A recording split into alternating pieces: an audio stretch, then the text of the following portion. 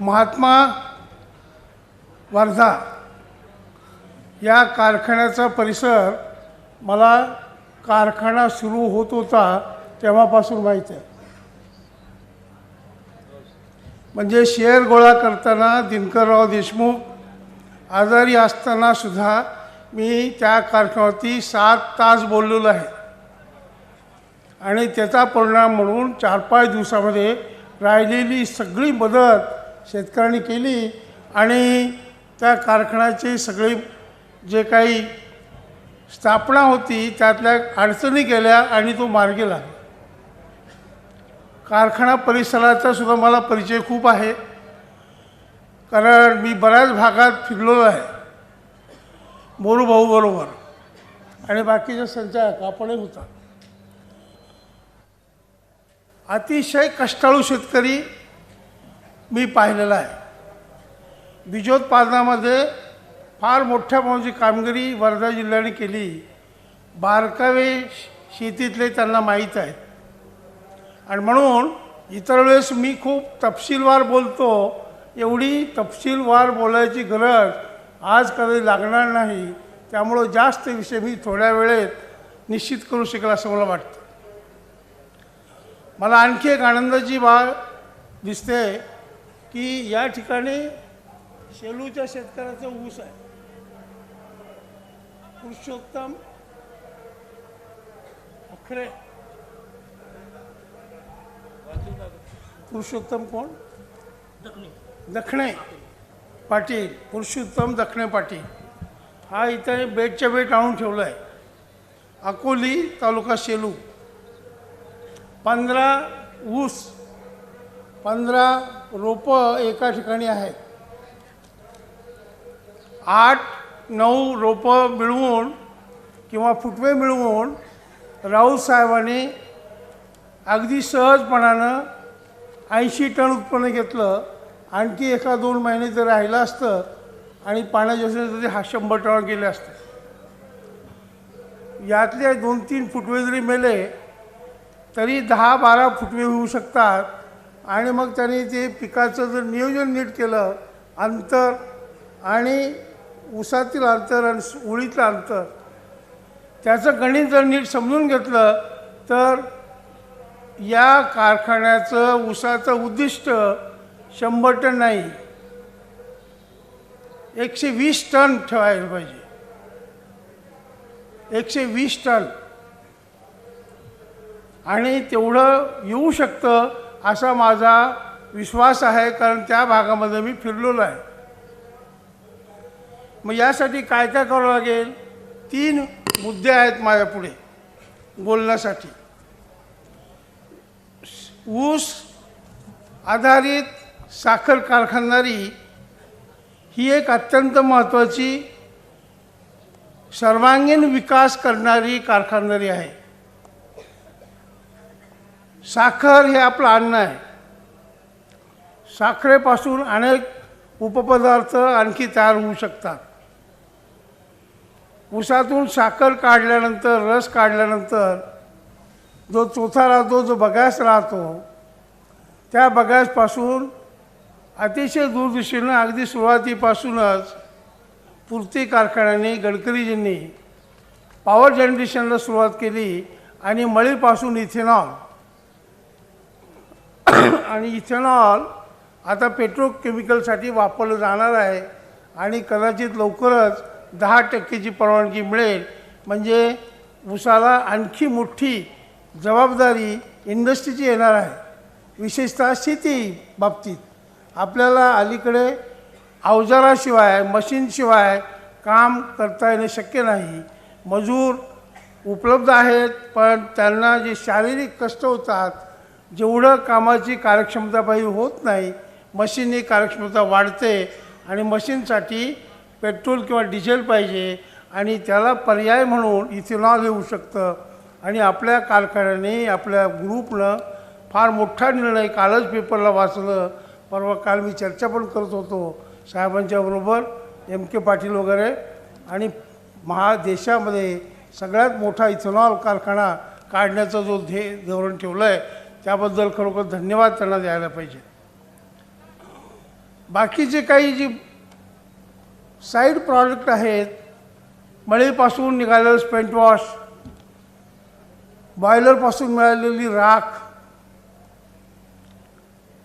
याचा उपयोग करून आणि प्रेसमड मळी याचा उपयोग करून अत्यंत चांगल्या प्रकारचं सेंद्रिय खत तयार करता येतं आणि त्यामध्ये व्हॅल्यू ॲडिशन करून जीवाणू, जैविक काही जीवाणू महत्त्वाचे म्हणजे अजिटोबॅक्टर, ॲसिडोबॅक्टर, फॉस्फेट उपलब्ध करून जीवाणू यांचा जर अंतर्भाव केला तर आणि मायक्रोन्यूट्रियंटच्या भागामधला जमिनीची तपासणी करून ते जर घातलं तर हळूहळू म्हणजे प्लॅन प्रोग्राममध्ये 3 ते 5 वर्षामध्ये आपल्याला रासायनिक खतांचा सुद्धा वापर कमी करत करत 0पर्यंत आणता येईल.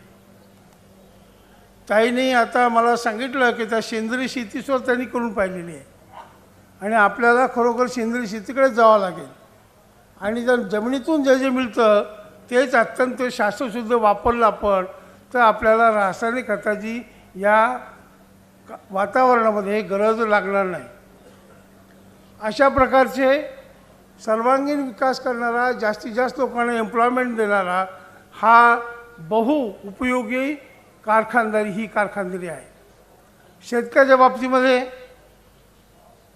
जर विचार केला तर सगळ्या पिकांचं जर अर्थशास्त्र पाहिलं आणि ज्या पद्धतीनं आम्ही शेती करा म्हणून सांगतो, अलीकडे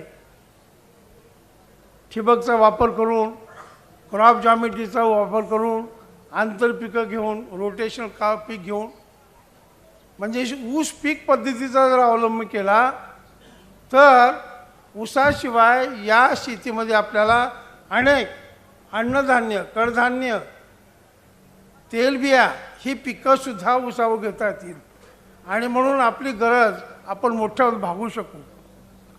ऊसावरती त्याचा अनिष्ट परिणाम न होता ऊसाचंही उत्पन्न वाढतं, त्याची प्रत सुधारते आणि मधली जी पिकं आहेत त्यांचीही उत्पादन वाढ आणि ह्या सगळ्यांचा मिळून हे मित्र पिकं एकत्र घेतल्यामुळं त्या जमिनीची उत्पादन क्षमतासुद्धा वाढत राहते. कारण उत्पादन क्षमता ही वाढतच गेली पाहिजे आपल्या जमिनीची. याचं प्रमुख कारण म्हणजे आपल्या देशामध्ये आपली संख्या वाढण्याचं प्रमाण वाढतंच आहे, ते काही कमी होईल असं दिसत नाही आणि म्हणून जमीन कमी होत चालली आहे. मग तिचं उत्पादन क्षमता वाढवणं गरजेचं आहे. तो आपण लग्न करून टाकतो, मोकळी झाली जबाबदारी आणि 2 महिन्यात, 2 वर्षात, 3 वर्षात त्यांना मूल झाल्यानंतर ते हळूहळू आणखी 15-16 वर्षात त्याला कॉलेजला जायचं असेल तर आज कॉलेजची फी किती झाली आहे? इंजिनिअरला जायचं असेल, डॉक्टर व्हायचं असेल तर 15-20 लाखाच्या खाली पैसे नाहीत आणि सरकार तरी किती पुरं पडणार, किती कॉलेज काढणार आणि म्हणून खाजगी संस्था पुढे आल्यात, एवढी फी देताना शक्य नाही. मग फी दिली नाही म्हणजे मुलं शिकत नाहीत. चांगल्या शिक्षण नाही मिळालं की BA BCom होणार. BA BCom झाल्यानंतर त्याला सगळ्यांना नोकरी मिळेल असं नाही. म्हणून ते परत मागे आपल्या क्षेत्राला येणार. 20-25 वर्षामध्ये जे काही कुटुंबात करती मुलं आहेत ते करती झाल्यानंतर ते विभागणी होते जमिनीची. दर 20 वर्षांनी आपली जमीन विभागली जाते. म्हणजे एका बाजूला शेती कमी होत चालली, शेतकऱ्याची संख्या वाढत चालली, परंतु शेतीची उत्पादन क्षमतासुद्धा कमी होत चालली आणि म्हणून आपल्याला एकरी दर रुपयाला 5 रुपये मिळाल्याशिवाय आपल्या कुटुंबाची प्रगती नीट होणार नाही. म्हणून पहिला उद्दिष्ट आपल्याला रुपयाला 5 रुपये मिळवणं, 6 रुपये मिळवणं. ते कसे? तर ऊस शेती बरोबर आपल्याला इथून पुढे आंतरपीक घेणं गरजेचं आहे. ऊस आहे किंवा ऊसचे दिवस गेले, आम्हाला वेळ नाही, आम्ही राजकारणात आहे, आम्ही इकडे जातो, आम्ही तिकडे जातो आणि फक्त ऊसच आम्ही लावणार, त्यांना दिवस चांगले नाहीत. ऊसामध्ये आंतरपीक घेणं पैसे मिळायचं जसं महत्त्वाचं आहे तसं शाश्वत शेतीसाठी दरवर्षी उत्पन्न वाढ होण्यासाठी आंतरपिकं महत्त्वाची आहे. मध्ये आपण डाळीची पिकं घेतली, कडधान्याची पिकं घेतली, तर जमिनीची सुपीकता वाढते, खत आणि पाण्याची कार्यक्षमता वाढते, कुटुंबातल्या माणसांना काम करणे लायक जेवढी माणसं असतील त्यांना रोजंदारी मिळते. एकदा ऊस लावला, जे पश्चिम महाराष्ट्रातून काही शिकलं पाहिजे, पुढच्या ठेस मागचा शहाणा. 3 फुटावरती ऊस लावायचा आणि एकदा ते ऊसाचं टिपूर दाबून दिलं शेतात, आणि तिकडे कार्यकर्ते फार आहेत प्रत्येक पक्षात आणि गट तर ते भरपूर आहेत. त्यामुळं कुठल्या तरी गटामागे लागायचं. एकदा ऊस शेतात दाबून दिला 2.5 फुटावर, 2 महिन्यानंतर काहीतरी पाणी बिणी दिल्यानंतर परत शेतात जायचंच नाही. शेतकरी शेतापासून दूर आणि ह्या पिकाचे सगळे मित्र ते शेतात. कोण कोण? तण, कीड, रोग सगळे. आणि म्हणून रुंद सरी जर असेल, पीक पद्धतीत बदल केला आपण, तर मध्ये आंतरपिकं आंतरपीक घेतलं तर दर दिवशी शेतामध्ये जाऊन काहीतरी काम करायला कुटुंबातल्या लोकांना वाव मिळतो आणि त्यांना रोज काम नाही केलं तरी खावंच लागतं. जेवण खावं तर करावंच लागतं. बिनकामाचं जीव घालणं हे खरं म्हणजे बरोबरच नाही. आणि काम करायचं म्हटलं तर 3 फुटावरती जाता येत नाही. 3 फुटावर जर सरी असेल तर दोष नाही त्यांचा शेतकऱ्याचा. म्हणून आम्ही तंत्रज्ञानाने निश्चितपणे दाखवून द्यायला पाहिजे की सरीचं अंतर काय करावं, आंतरपीक कशी घ्यावी, त्याची काळजी कशी घ्यावी. तेव्हा दुसरा उद्दिष्ट आपला जो आहे, पहिलं उत्पन्न वाढ, पहिलं रुपयाला 5 रुपये मिळवणं, दुसरं आंतरपिकं ऊसामध्ये यशस्वी करणं, त्यासाठी पीक पद्धतीचा अभ्यास करणं.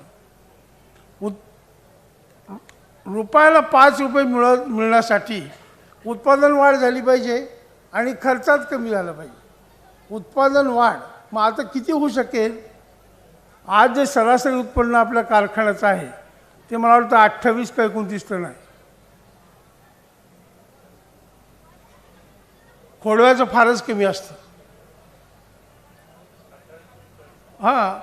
आणि खोडवा आणखी कमी असतो. आणि म्हणून निदान कमीत कमी 50% उत्पादन वाढ, किंवा मी मगाशी बोलल्याप्रमाणे 120 टन, दोन्हीपैकी जे जास्त असेल ते. तुमचं जर आता राऊत साहेबांनी 80 टन घेतला असेल तर 50% वाढ झाली पाहिजे आणखी. 80चे 50% 40, 120 टन झालं पाहिजे. एखादा 90 असेल तर 120च्या पुढे जायला अडचण येईल. म्हणजे कमीत कमी 50% उत्पादन वाढ किंवा 120 टन एकरी हे आपण उद्देश ठेवलं पाहिजे. त्याचबरोबर उत्पादन वाढ आणि खर्चात वाढ काही उपयोग नाही. उत्पादन वाढीबरोबर खर्चात कमी करणं हे महत्त्वाचं आहे. याच्यामध्ये बाजी मारायची आहे. खर्च मग आपण कुठे कुठे किती करतो आणि तो योग्य आहे की अयोग्य आहे हे आपल्याला कळलं पाहिजे. आणि म्हणून त्या पिकाचं, त्या निर्णय ज्या अवस्था आहेत त्यामध्ये जे आपण जी कामं करतो, त्या कामाची गरज, त्या काम करायची पद्धत, त्यासाठी लागणारा खर्च आणि तो जास्त आहे का कमी आहे हे आपल्याला स्वतःला ओळखता आलं पाहिजे. आज ज्या पद्धतीने तुम्ही शेती करता ऊसाची, त्याचा माझ्या अंदाजानं कमीत कमी 10 ते 15 हजार रुपये तुम्ही एकरी वाचवू शकता. 10 ते 15 हजार रुपये वाचवणं म्हणजे तेवढे कमवणं आहे. पैसे वाचवणं म्हणजे पैसे कमवणं. म्हणून ते कुठं कुठं कमी करता येईल हा विषय आहे. त्यामुळे ह्या सगळ्या गोष्टी ज्या आता बोलू उद्दिष्ट, त्यामध्ये आपल्याला हे पीक कळलं पाहिजे आणि त्याच्या बाबतीत काय काय काळजी घ्यायची हे मी आता क्रमाक्रमाने सांगणार आहे. कारखाना लेवलवरती काय काय जबाबदाऱ्या आहेत, शेतकऱ्याबद्दल मी बोललो. कारखाना लेवलवर हे सगळं करण्यासाठी जी कारखान्याची यंत्रणा आहे, विशेषतः शेती खातं, ते तपासून घ्यायला पाहिजे. रिजेक्ट करता येणार नाही. आपलीच मुलं आहेत आणि म्हणून त्यांना ज्ञानी केलं पाहिजे. ज्ञानी करून त्या घोड्यासारखे लगाम सतत टाईट पाहिजे. त्याच्या ज्ञानाची पुन्हा पुन्हा तपासणी केली पाहिजे. कमी पडलं तर शिकवलं पाहिजे. आणि म्हणून योग्य लोकांकडून ट्रेनिंग देणं त्यांना हा फार महत्त्वाचा मुद्दा आहे. कारण माझ्यासारखा माणूस जनरल भाषण देईल, प्रत्येक क्षेत्र मला येता येणार नाही, पण कारखान्याचा स्टाफ तो प्रत्येक क्षेत्रात पोहोचू शकतो. विशेषतः ग्राउंड लेवलचा फील्ड स्टाफ, कृषी मदतनीस हा कृषीमध्ये अत्यंत हुशार करून ठेवला पाहिजे. हे जे आम्ही जे बोलतो त्याला ज्ञान पाहिजे आणि त्यांनी त्या शेतकऱ्याकडे ते शिकवलं पाहिजे. शेतकऱ्याकडून जे चांगलं आहे ते शिकून वरती मॅनेजमेंटला सांगून त्याचा प्रचार प्रसारसुद्धा आपल्या व्यवस्थापन आणला पाहिजे. हे पहिलं काम. दुसरं, यासाठी लागणारं साधनसामग्री जी आहे त्याचा पुरवठा. आणि या बाबतीमध्ये मला असं वाटतं की महाराष्ट्रामध्ये मी अनेक ठिकाणी जातो, देशात जातो. मी 30 दिवसापैकी फक्त 4-5 दिवस माझ्या घरी पुण्याला असतो, येतो जातो तेवढ्यापुरतंच. बाकीचं UP, तामिळनाडू, आंध्र, कर्नाटक, महाराष्ट्र सर्वकडे महिन्यातून जवळजवळ 26 दिवस मी फिरतो, सल्ले देतो आणि सगळीकडे फायदा लोकांचा झालेला आहे. तर माझ्या लक्षात जे आले खाजगी कारखाने आणि सहकारी यामध्ये सगळ्यात पुढचं व्हिजन, दूरदृष्टी असलेलं नेतृत्व तिथे आहे. काही जे नवीन आणि महत्त्वाचं वाटतं ते लगेच त्याचा उपयोग करतात. ठिबक सिंचनाशिवाय पर्याय नाही, त्यांनी ठिबकच्या योजना जोरदार आखल्या.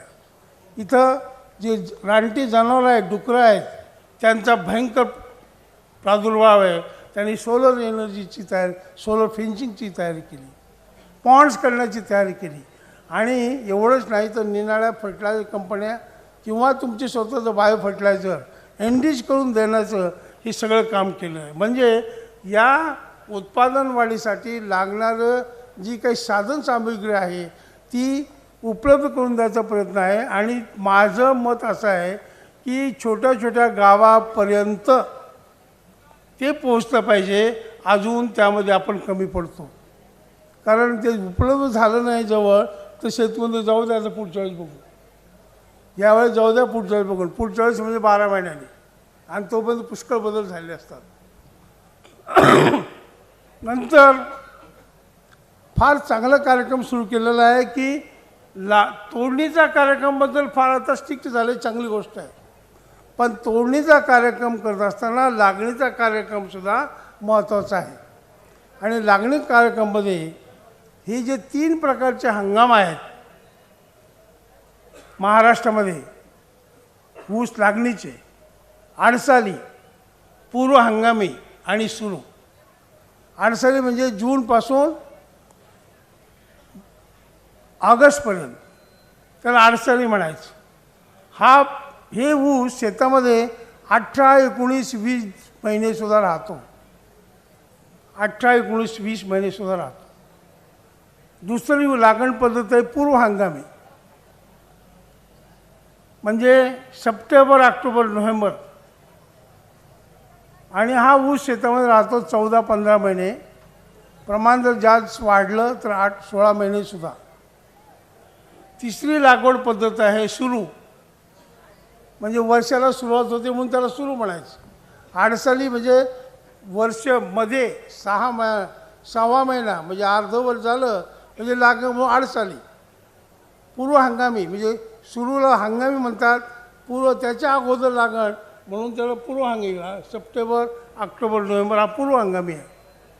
14 महिने शेतात राहतो ऊस.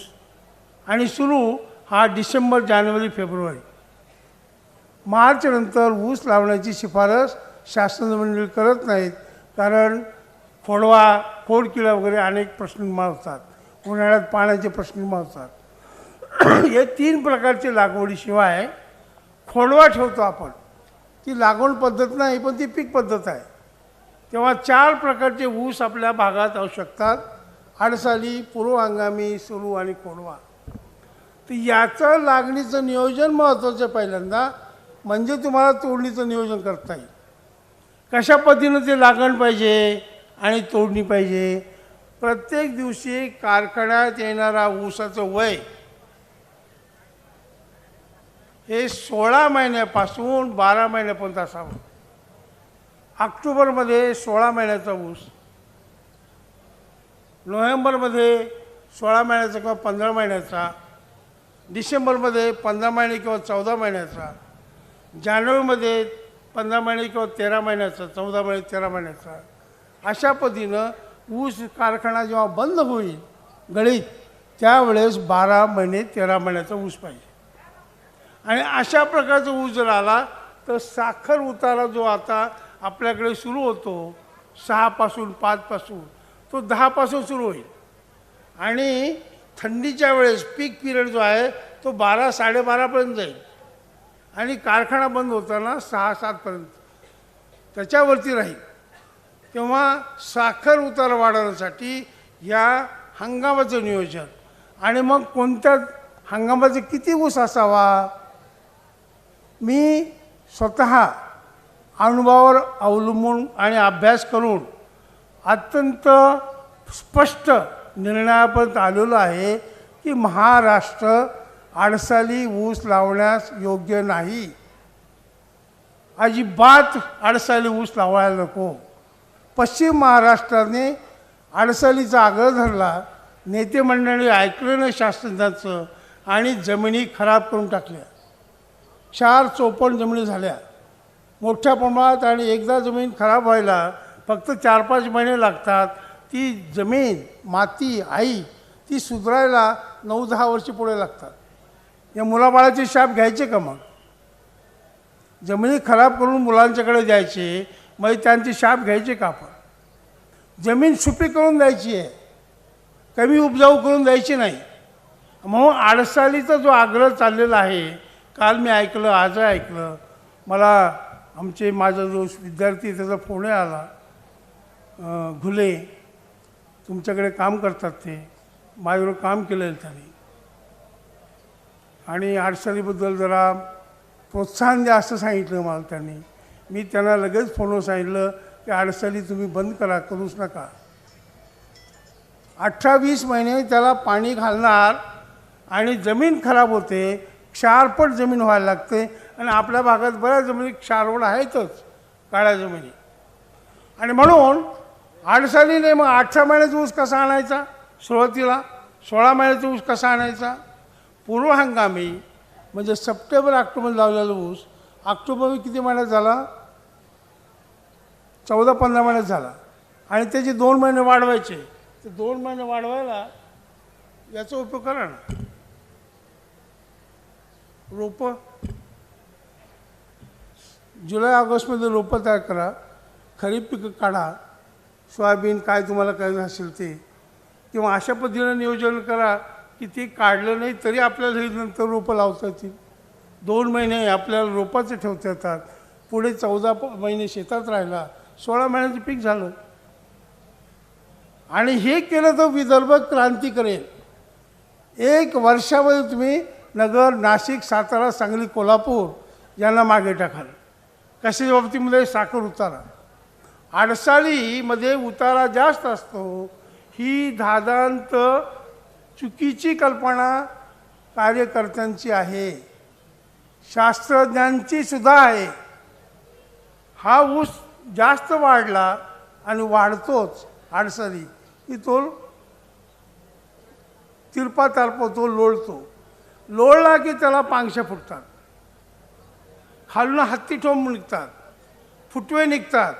आणि म्हातारपणी मुलं जर लहान मुले असतील, ते जसं आपल्याला केशात खाली करतात, आपण रागवत नाही त्यांना. ती लहान म्हातारपणी झालेली मुलं जसं सतावतात, आपली सगळी संपत्ती काढतात, तशी उशिरा झालेले फुटवे, हे उशिरा आलेले फुटवे या खालच्या टिपरातलं साखर खेचतात. आई तर मिळते ना. आणि ती मिळाल्यानंतर तुम्ही बघा तुमच्या शेतात आडसाली ऊस खालनं 4-5 कांड्या या पोकळ झालेल्या आहेत, साखर कमी झालेली आहे, आणि वरतीसुद्धा आत अशी पोकळी झालेली आहे. आणि हा ऊसामध्ये उतारा वाढत नाही, उलट याच्यामुळे उतारा कमी होतो. बघाच मिळेल साखर उतारा नाही वाढला. पण 16 महिन्याचा ऊस असेल किंवा 15 महिन्याचा म्हणजे पूर्व हंगामी असेल, तर निश्चितपणे साखर उतारा असो. आणि याच्यावरती मी खूप संशोधन केलं. मला सगळ्या मोठ्या मोठ्या लोकांना समजून सांगायला पुष्कळ डेटा द्यावा लागला. साधी माणसं नाहीत. वसंतदादा पाटील, शंकरराव कोले, मोहिते पाटील, तात्यासाहेब कोरे, रत्नाबा कुंभार, ही सगळे त्यातले अगदी जबरदस्त, इन्क्लुडिंग अण्णासाहेब शिंदे यांच्याशी मी वाद घालून महाराष्ट्रामध्ये, पश्चिम महाराष्ट्रात आडसाली कमी केला. तेव्हा आपण आडसाली सोडून पूर्व हंगामी सुरू खोडवा आणि खोडवा एक नाही 2 किंवा 3 आणि 3 घेण्यासाठी तिन्ही प्रकारची पिकं आपल्याला ठिबक सिंचन हा महत्त्वाचा राहील. तेव्हा लागणीचं नियोजन आणि तोडणीचं नियोजन हा महत्त्वाचा मुद्दा आहे. लागणीच्या नियोजनामध्ये अलीकडे आम्ही हे लक्षात आलं की रोप तयार करून लागण करणं हे अत्यंत फायद्याचं आहे. म्हणजे कसं की आपण टिपरं लावली, टिपरं 3 डोळ्याचं असेल, 2 डोळ्याचं असेल, हे 3 डोळ्याचं आहे, हे 2 डोळ्याचं आहे, हे 1 डोळ्याचं टिपरू आहे. आपल्या जुन्या पद्धती अशा की 3-3 डोळ्याची टिपरं सवाई दिली लावायचं, 4 टन बेणं वापरायचं, 3 फूट सरी. तर 3 ते सवाई दिडीवरून आपण टक्कर पद्धतीला आलो, थोडं अंतर वाढवलं.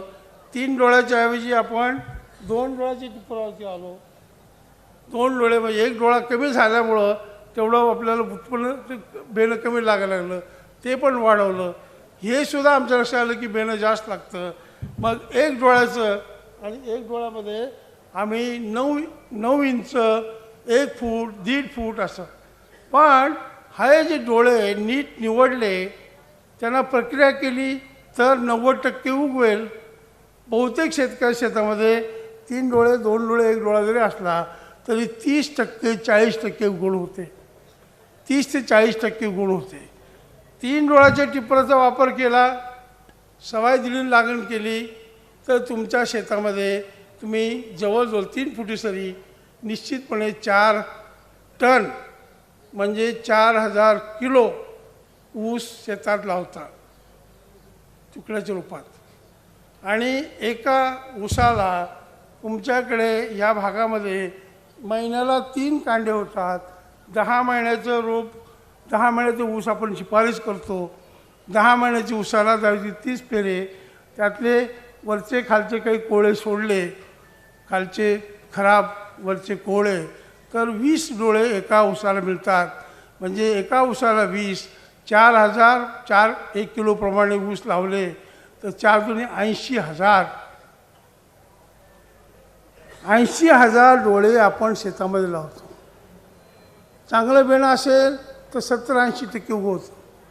पण मरत मरत मरत किंवा ते नीट उगवलं नाही तर आपली ऊसाची संख्या कुणी मोजतच नाही. ऊस किती हे मोजायचं शेतात हे चुकीचं आहे असं या महाराष्ट्रात नव्हे देशामध्ये. शेतकऱ्याला कोण गुरु भेटले पूर्वी रामजाने, आणि त्याबद्दल मी स्वतःसुद्धा मार खाल्लेला आहे. शेतामध्ये झाडं मोजायची नाहीत आणि मोजले तर लक्ष्मी जाते असं फार गोड गैरसमज काही गुरुमंडळी जो असतील कुणी त्यांनी शेतकऱ्याला सांगितलं. त्याला अडाणीच ठेवायचं, तो शिकूच द्यायचा नाही. त्याला जेवढा अडाणी राहील तेवढा तो बरा. म्हणजे तो नेहमी कष्टात राहील, नेहमी कर्जात राहील. मग त्या जमिनी घ्यायच्या. वेगवेगळे खूप गोष्टी आहेत अशा. ते धान्य मोजतानासुद्धा शुभ पहिली पायरी, दुसरी पायरी लाभ, लाभावर, म्हणजे 3 म्हणायचं नाही. शुभ, लाभ, लाभावर असे 4-5 मारायच्याच. आणि नंतर मग 1, 2, 3 म्हणजे ते 20 पायऱ्याच्या पोत्यामध्ये 5 पायऱ्या तर गेलं त्याच्या या गणितातच. अशा पद्धतीनं आपल्याला फसवलेलं शेतकऱ्याला. जाऊ देत. मुद्दा असा आहे की आपल्याला प्रत्येक ठिकाणी हिशेब व्हायला पाहिजे. मी किती ऊस जर डोळा उगवतोय ना, ऊसाचा डोळा उगवतो आणि त्याला फुटवे येतात, त्याच्यानंतर ऊस होतात. मग मी किती डोळे ऊसाचे लावले, मला किती डोळे पाहिजे ऊसाचे, मला एका ऊसावरून किती फुटवे मिळतात, त्या फुटव्याचे जगतात किती, मरतात किती, हे जर गणित केलं तर तुम्हाला लक्षात येईल की राऊते बोलले आणि माझा अनुभव आहे की 60,000 ऊसाच्या पुढे अजून अवघड आहे. माझा अभ्यास चालला आहे, अनेक शास्त्रज्ञ जगभर करतात. 60,000 अगदी काटेकोरप्रमाणे, पण 55,000 ते 50,000 सहज मिळू शकतात. 55 सोडून तरी 50,000 ऊस, 50,000 ऊस येण्यासाठी एका डोळ्यापासून इथे 25 फुटवे आहेत. ते 15, हे 15 फुटवे कोण आहे की ते उचलते? हां, हे उचलू तिथे पाणी आहे का? पाणी हा इथं वर हे काढा काढा काढा पटकन. शेती खात्याचं कोण आहे का? ॲग्रिकल्चर असिस्टंट साहेब मंडळी इकडे या की पुढे जरा ठेवायचं, इथे ठेवा आणि धरून इकडे येऊन भरा धरा. हे एका डोळ्यापासून जे रोप झालं त्या रोपापासून 15 फुटवे आले. म्हणजे आपल्याला निर्णय घेतला पाहिजे, आपली जमीन, पाणी, खतं आणि जी मेहनत आपण करतो त्याप्रमाणे मी एका डोळ्यापासून किती ऊस घेऊ शकतो. 30पर्यंत जाऊ शकता तुम्ही. 30 कसे होऊ शकतील मी सांगणार आहे आता. पण असं म्हणू की 30 जादा झाले काहीतरी तुम्ही आम्हाला फारच वेळाच काढता. नाही, मला तसं काही करायचं नाही, म्हणायचं नाही. 15 चालू आपण. यातले 4-5 मरतील आणि हे बारीक जे लहान आहेत ते आपण धरायचेच नाही. 10च धरले. जर मला एक चांगलं रोप 10 ऊस देऊ शकतं, म्हणजे एक डोळापासून निघालेलं रोप मला 10 ऊस देऊ शकतं. मला पाहिजे 50,000 ऊस कारखान्यात घालायला. मग मला डोळे किती लागतील? 10साठी मला एक पाहिजे, तर 50,000साठी करा गणित, करा. सोपं गणित आहे. 4थी 5वीपर्यंत शिकवतो आपण. 5,000 पाहिजे, 5,000 डोळे पाहिजे किंवा 5,000 रोपं पाहिजे. बरोबर आहे. आता ताई पण म्हटल्या आणि मी पण गणित मांडला आत्ता की 10 महिन्याचं चांगलं बेनिमळ्यातलं ऊस 30 कांड्याचा छाटून 20 कांड्या राहतात एका ऊसाला. मग 20 कांड्यासाठी किंवा 20 डोळ्यासाठी मला एक ऊस पाहिजे. तर 5,000 डोळ्यासाठी किती ऊस पाहिजे? 5,000 भागिले 20. हां, 5,000 भागिले 20 250 नाव 250. बरोबर आहे का? हा फार मोठा नाही गणित. 250 ऊस, 250 ऊस मला पाहिजे. 250 ऊसाचं वजन 1 किलोप्रमाणे 2.5 क्विंटल झालं. 2.5 क्विंटलचे पैसे किती झाले? आपण अगदी 250 रुपये क्विंटल जरी धरलं तर 500 रुपये झाले. 500 रुपये बेण्याचा खर्च झाला. आणि ही जी पद्धत आहे आपली, आम्ही असंच करतो आणि आमच्याकडे असंच चालतं. सवाई किंवा टक्कर आणि 4 टनाचे रुपये किती झाले? 2.5 बेणं म्हणजे 2.5 टनाने देतात. 2,000 धरा, 8,000 ते 10,000 रुपये झाले की नाही? 10,000 रुपयाचं बेणं. आणि इकडे काही कोल्हापूरसारखा शेतकरी नाही, अर्धा एकर पाव एकरवाला. इकडे 15 एकर 20 एकर 30 एकरवाला शेतकरी. का साहेब, इथं शेतकरी किती एकराचा आहे? कमीत कमी 5 वाला तरी आहे. 10 आणखी चांगले मोठे 50 पण असतील, पण 5 एकर. 5 एकराचं 10,000 प्रमाणे रुपये किती झाले? 10,000 नुकसान झालं. 5 50,000, 50,000 अर्धा लाख रुपये कमवायला किती कष्ट करावं लागतात. आणि म्हणून बारीक सारीक गोष्टी लक्षात घ्या. कारखान्याचं ते काम आहे महत्त्वाचं की चांगल्या प्रकारचं बेने प्लॉट आपल्याला भाग झाले पाहिजे. म्हणजे कमी बेण्यात तो लावू शकला पाहिजे. बेने प्लॉट झाल्यानंतर शेतकऱ्यांना त्यांच्या स्टाफच्या माध्यमातून रोपं कशी तयार करायची स्वस्तात ते शिकवलं पाहिजे. किंवा काही ठिकाणी नर्सऱ्या बेकार मुलं असतील तर होतकरू त्यांना ट्रेनिंग देऊन नर्सऱ्या काढायला लावा. आणि मग या पद्धतीनं तुम्हाला ते 30% पूर्व हंगामी, 40% सुरू, 40% खोडवा, यासाठी लागणारे रोपं कोणत्या गावात कधी कधी लागतील त्याचं गणित करून बॅकवर्ड कॅल्क्युलेशन तेवढं उपलब्ध करा, म्हणजे तुमचं बरोबर काक्षत. तेव्हा हे जे महत्त्वाचा मुद्दा की आवश्यक ज्या गोष्टी लागतात त्याचं ट्रेनिंग देणं, उपलब्ध करून देणं, ही जे काम आहे कारखाना करायला पाहिजे. नंतर आणखी बऱ्याच गोष्टी आहेत. रिसर्च अँड डेव्हलपमेंट करायची गरजच आहे. पंजाबराव कृषी विद्यापीठ आहे. ऊसाचं काय संशोधन चाललं? जेवढं पाहिजे तेवढं नाही आहे, करतायत, चालू आहे काम चालू. तुम तोंड बंद, हम कर रहे हैं. पण आपल्या कारखान्यासाठी काही चाललं आहे का उपयोगाचं? मग द्या सोडून, दुसऱ्याने केलं आपल्याला थांबायचं का? 5 कारखान्याची ताकद, प्रत्येक कारखान्याने निदान 50, 60, 100 एकराचा आपला स्वतःचा फार्म जर ठेवला तर आपल्याला कोणत्या जाती कधी आणा, महाराष्ट्रात जिथं आहे तिथून कोइंबतूरहून आणा, लखनौहून आणा, त्या जाती ते लावा. आणि मग त्या 3 हंगामध्ये कोणती चांगली चालेल, कोणत्याचा खोडा चांगला येईल, मग ते तिकडून आणायचं आंधळासारखं. इकडे फेल झालं, अरे फेल फेल फेल. आपण इथं आणा, आपल्याकडे ट्रायल घ्या, चांगला माणूस नेमा त्यासाठी, एका तज्ज्ञाला बोलवायचं कसं नीट काम करतो की नाही. आणि मग ती जी जात निवडली त्या जातीचं बेणं तयार करा. ती जी जात निघाली मग किती फुटा लावायची, जातीमध्ये फरक आहे, माणसात फरक आहे. मग ती 3 फुटा लावायची का 4 लावायची का 5 फूट का 6 का 10, मध्ये त्याच्यात कोणतं पीक याचा फरक पडू शकतो. अशा पद्धतीनं. आणि मग त्याला खतं कोणती द्यायची? 120पर्यंत बोलायला लागलो मी. मग खताचा डोस तोच द्यायचा का? जी शिफारस केली आता तोच द्यायचा चालेल का? अहो जास्त वजन म्हणजे म्हटलं की खत पाण्यात बदल करावा लागेल. अशा पद्धतीनं आपल्याला आपलं स्वतःचं इन हाऊस रिसर्च, आणि इन हाऊस रिसर्च जर केलं तर आपला फार फायदा होतो कोट्यावधीचा. याशिवाय त्या R&D, नितीन रावला सांगायची गरज नाही, खूप हुशार आहे. त्या R&D रिकग्नाइज सेंटर जर झालं तर ग्रँट इन एड तिकडून मिळू शकते. ऊसामध्ये कोणती पिकं लावावीत? ऊस आता गेले, ऊसामध्ये आंतरपिकं लावली पाहिजे. पैशाची पिकं खूप आहेत. पूर्ती उद्योग समूह अनेक उद्योग करू शकतो.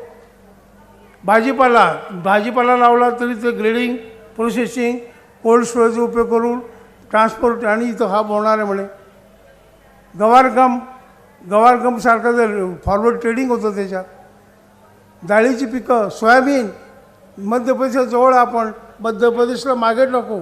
या भागातले शेतकरी सोयाबीनच्या एकरी उत्पादनामध्ये 12 क्विंटलपर्यंत सहज मिळू शकेल ऊसामध्ये.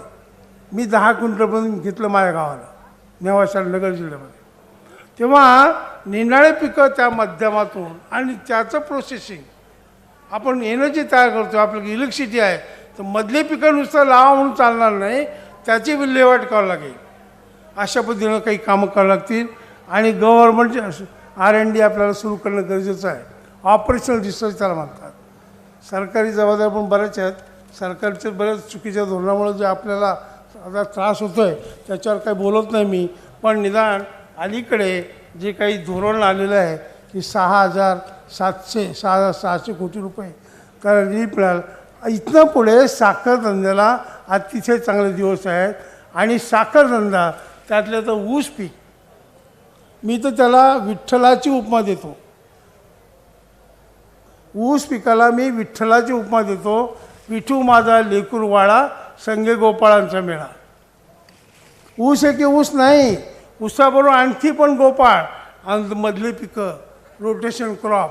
आणि याचा उपयोग जमीन सुपीकता वाढणं, ऊसाचं उत्पन्न वाढणं, मधल्या पिकाचं उत्पन्न वाढणं, आणि अनेक लोकांना रोजगार, अनेक कृषी उद्योग त्याच्यावर अवलंबून.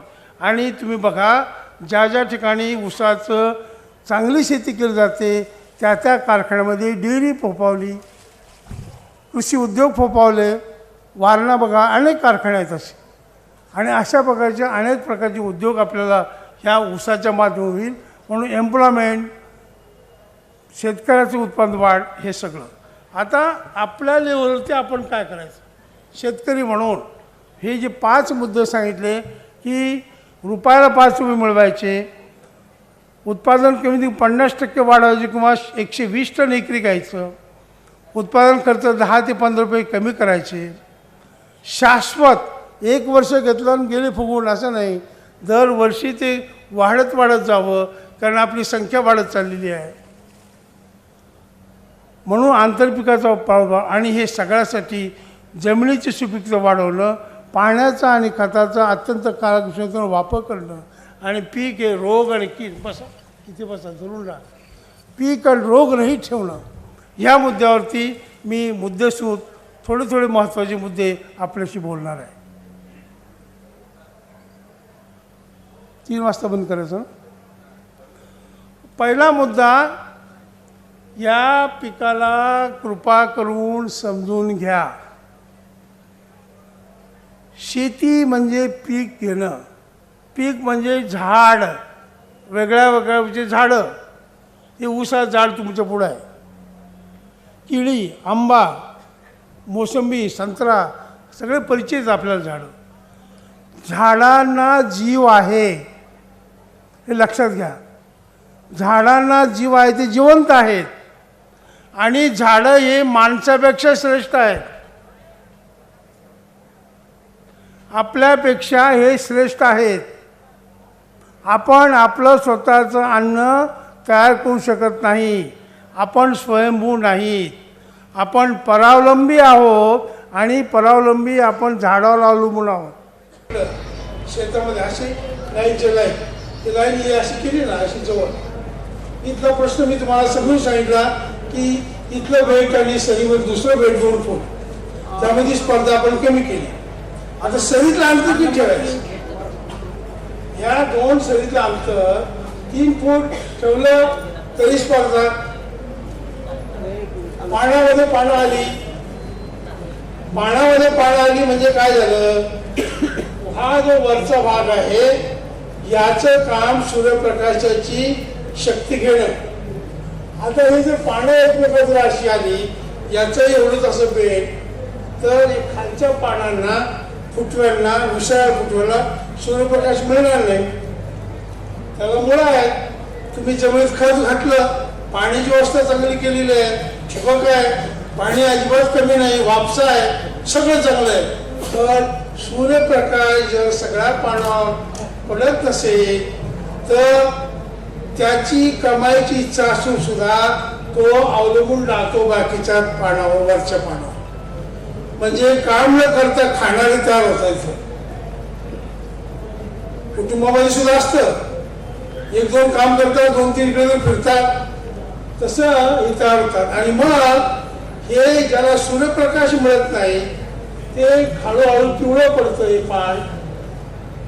पानं पिवळी पडतात, पिवळी पडलं मरायला लागतात. पिवळी पडलं म्हणजे वीक झाली म्हणजे कीड आली. जे तगडं आहे त्यावर कीड येत नाही, जे दुबळं आहे त्यावर कीड येते आणि अशा वेळी कीड येते. मग 2 सरीतलं अंतर किती असावं, हे पान कोणत्या जातीचं किती लांब त्यावर अवलंबून आहे. ते फोन नंतर झाला, मला फोनचं नंतर पहा. हे जे आहे तर आपल्याला एक झाला सांग,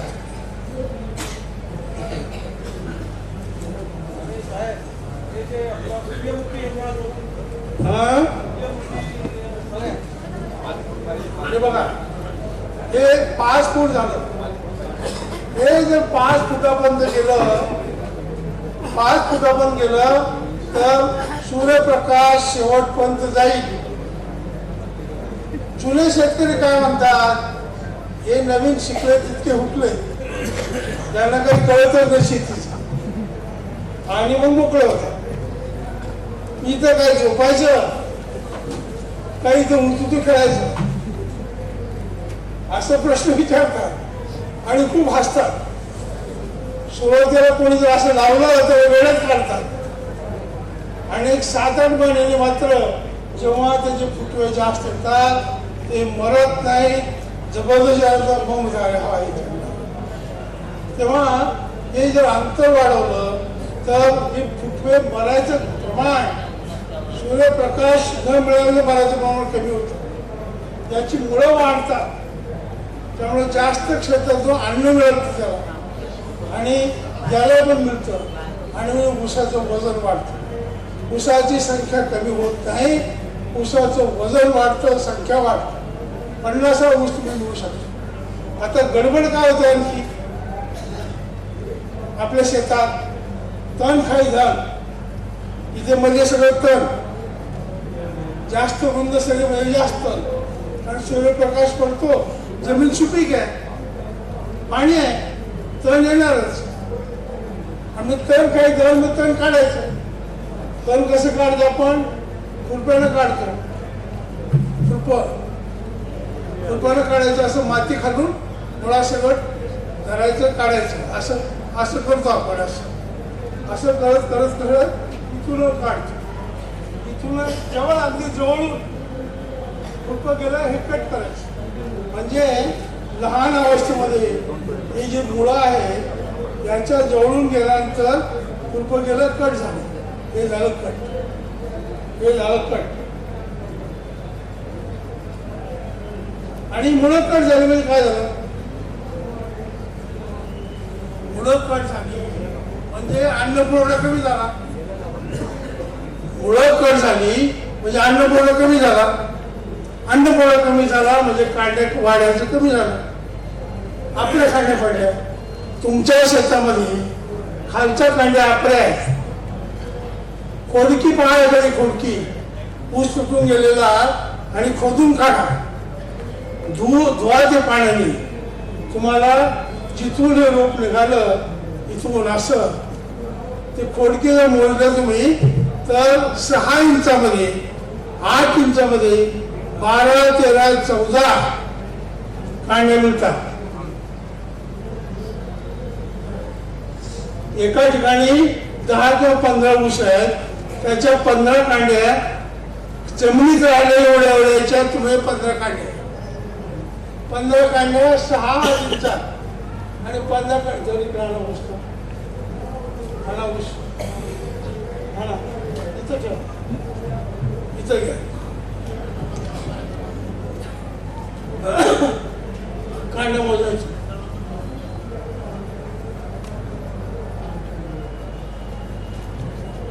सोळा कांड्या ऊस, 15 कांड्या एवढ्याच्या आणि हा 16 कांड्याचा ऊस. त्याचं वजन किती? 1 किलोच असेल. आणि जर मातीत राहिलं तर मातीत राहतं, वजन मिळतच ना आपलं. म्हणजे 1-1 किलोचा ऊस मातीत राहिला. किती ऊस राहिले? तुमच्या जुन्या पद्धतीने 20 ते 30 हजार आणि आता जर नीट नाही काम केलं तर 50 हजार.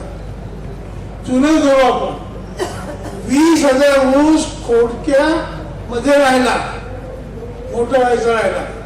कारण ही 3 महिन्यापर्यंत ती चुकीची मशागत. मुळा कट करणं, दाढी मिश केल्यासारखं. रोज दाढी करायची, रोज दाढी येणार. याला जगायचे जीव आहे. मुळे तुम्ही कट केलं, परत मुळणार, परत निघणार. ते अन्न मुळ्यासाठी जाणार, कांडे आपल्याला राहणार. अन्न तिथे जाणार, फुटवे कमी येणार. फुटवे आले तरी त्याच्या कांड्या बाहेरच राहणार. आणि म्हणून मेहनत करताना, मशागत करताना उसाच्या पासून 1 फूट 1.25 फूट दूर तुम्ही जमीन पुन्हा तिथं अवजवळ नेऊ नका. मुळं कशी वाढतील? जर जमीन भुसभुशीत केली नाही तर मुळं वाढणार कसा? म्हणून मेहरबानी करून लागणीच्या वेळी तुम्ही एका एकरामध्ये 20-22 गाडी खत टाका, पण लागणीच्या वेळेस त्या सरीमध्ये पुन्हा 2-3 गाड्या खत टाका. म्हणजे ती उडी जो बँड तेवढा बँड तो भुसभुशीत राहील. आणि मग ती माती जी आहे इथं तंगरे असेल त्याच्यावर माती थोडी पहिली बाळ बांधणी 1 महिन्याने केली तर माती आड गेलं तर कुजून जाईल, भुसभुशीत जाईल. नंतर याला काय मिळेल? मुळं वाढतील. मोठी बांधणी काही दिवसांनी जर आपण करू तर ती एवढी होईल. आणि हे ज्या बांधण्या केलेल्या आहेत हे तोडायच्या नाही, पण शेणखत कंपोस्ट कसं असेल ते पोकळ राहतं. शेणखत कंपोस्ट कसे सिमेंट सारखं होईल आणि सिमेंट सारखं की मुळांची वाढ होणार नाही. म्हणून शेणखत कंपोस्ट खत सुरुवातीच्या काळाला अत्यंत महत्वाचं आहे. एवढं केलं की तुमची संख्या 55,000 झाली. एवढं केलं की मुळांची वाढ झाली, तुमचा ऊस झाड झाला. आणि मग राहिलेलं काम जे आहे ते आपल्याला खत घालणं. खत मेवारी करून कधीही फेकून देऊ नका. असं इथं गेलं इथं पाण्यात बसेल, जे काय डोस द्यायचा तो शेणखतात मिक्स करा 500-600 किलो मध्ये. आणि आता ही जसजसं लांब पाणी जाईल तसतसं मुळं दूर होत जातात. पहिल्या महिन्याला साधारणपणे 4-5 इंचावर, 2 महिने झाला की 9 इंचावर, 2.5-3 महिने झाले की 1-1.5 फूट इकडं तुम्ही स्थळी घेऊन पेरून खत द्या किंवा पॉकेटिंग मेथडने खत द्या. पॉकेटिंगने सगळ्यात चांगलं. म्हणजे काय होईल की मुळा डिस्टर्ब नाही आणि त्याला आनंद. आता हे जर प्रकार केला तर इथे जायचं, इथं हे आहे आणि इथं ही अशी माती आहे. म्हणजे हे जर 7 फुटावरती आहे किंवा 6 फुटावर, इकडनं 1 फूट गेलं 1 फूट गेलं, तुम्हाला 5 फूट राहतात. या 5 फुटावरती तुम्ही काही केलं नाही तर तण येणार आहे. आणि मग तण येत असेल तर पीक यायला काय हरकत आहे. आणि म्हणून मध्ये आपल्या गरजेप्रमाणे, आपल्या कुटुंबाच्या गरजेप्रमाणे आपण मध्ये कोणतं पीक घ्यायचं, किती लाईनचं घ्यायचं हे ठरवायचं. 3 लाईनवाल्या 4 लाईन भुईमुग लावा, सोयाबीन लावा, काय म्हणतात त्याला गवारगम लावा, कॅबेज लावा, कॉलीफ्लॉवर लावा. मी मोठा शेतकरी आहे आणि मला काही माणसं नाही, नका लावते मी. हिरवळीचं खत करा, हिरवळीचं खत टाका. आणि हिरवळीचं खत टाकल्यानंतर म्हणजे ताक तो एवढा मोठा झाला की बरोबर वाढतो. तो 2-2.5 महिन्यात झाला, जाड टाकायचं. जाड झाला की तो वाढल्यामुळे तण खाली राहतो मागे. ताक पुढे मोठा झाला, त्या गेला काही नुकसान करत नाही. आणि मग आपला जो ड्रम आहे, ड्रम मोकळा ड्रम प्लास्टिकचा किंवा लोखंडाचा, तो त्याच्यात चालवा. अगदी सहज ढकलत चाला. तो सर कडकड मोडते असं खाली पडतं जमिनीवर. त्याच्यामुळे नायट्रोजन फिक्स करताय, गाठीवरती जीवाणू वाढताय, जमिनीची भौतिक सुपीक सुधारतं, सेंद्रिय पदार्थ वाढतो, जैविक सुपीक सुधारते आणि आच्छादन तयार होतं. मातीवर आच्छादन झाल्यामुळं त्या शेतातून पाणी जायचं प्रमाण कमी होतं आणि म्हणजे तुमचं ठिबकची इफिशियन्सी वाढते. म्हणजे तुम्हाला पाणी कमी लागतं. आणि अंधारमुळं मुळांची चांगली वाढ होण्यासाठी अंधार लागतो. आणि अंधारामुळं मुळे आणखी खोलवर जातात, दूर जातात आणि ऊस जबरदस्त पोसत राहतो. 4 किलोचा ऊस देण्याची क्षमता आहे विदर्भात. देव देतो कर्म येतं माहीत नसल्यामुळे. आणि नाही माहिती मिळायचं कारण आम्ही लोक आहोत, आम्ही नीट सांगत नाही, मनापासून जर पोचत नाही, करून दाखवत नाही. आम्ही म्हणजे शेती खात्यात काम करणार, विद्यापीठ असेल नाहीतर शेती खाता असेल नाहीतर कारखान्याचं असेल. आणि म्हणून हे टाकलं. तोपर्यंत हा ऊस झाला 2.5-3 महिन्याचा. इथं या बाजूला तुम्हाला माती चढवता येते. त्यावेळेस वाळलेले पानं, अशी वाळलेली पानं ती काढायची आणि मध्ये टाकायची. त्या हिरवळीच्या खातावरच टाकायची. 1-2दा म्हणजे आणखी तो काय होईल, लेअर तयार होईल. आणि आम्ही करणार नाही. ते मजूर म्हणतात ते साप असेल. साप कसा जाईल मला तिथं जर ती कुजत असेल, ती जर कुजत असेल तर तप्पण वाढतं, साप जात नाही.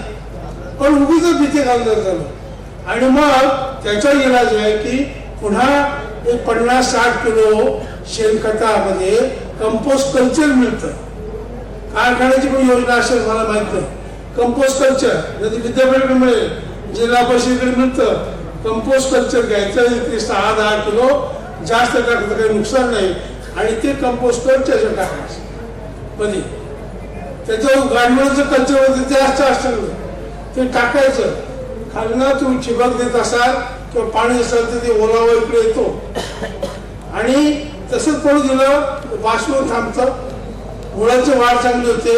पण आपल्याला ते कुजवायचं आहे, हे सगळं कुजवायचं आहे.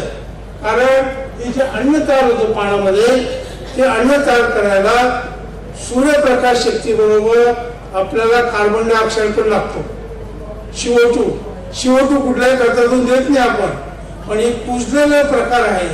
त्या कुजल्यामुळे CO2 मिळतो आणि CO2 मिळाला की हे आणखी अन्न आणि कांड्या वरच्या कांड्याचं लांब राहतात.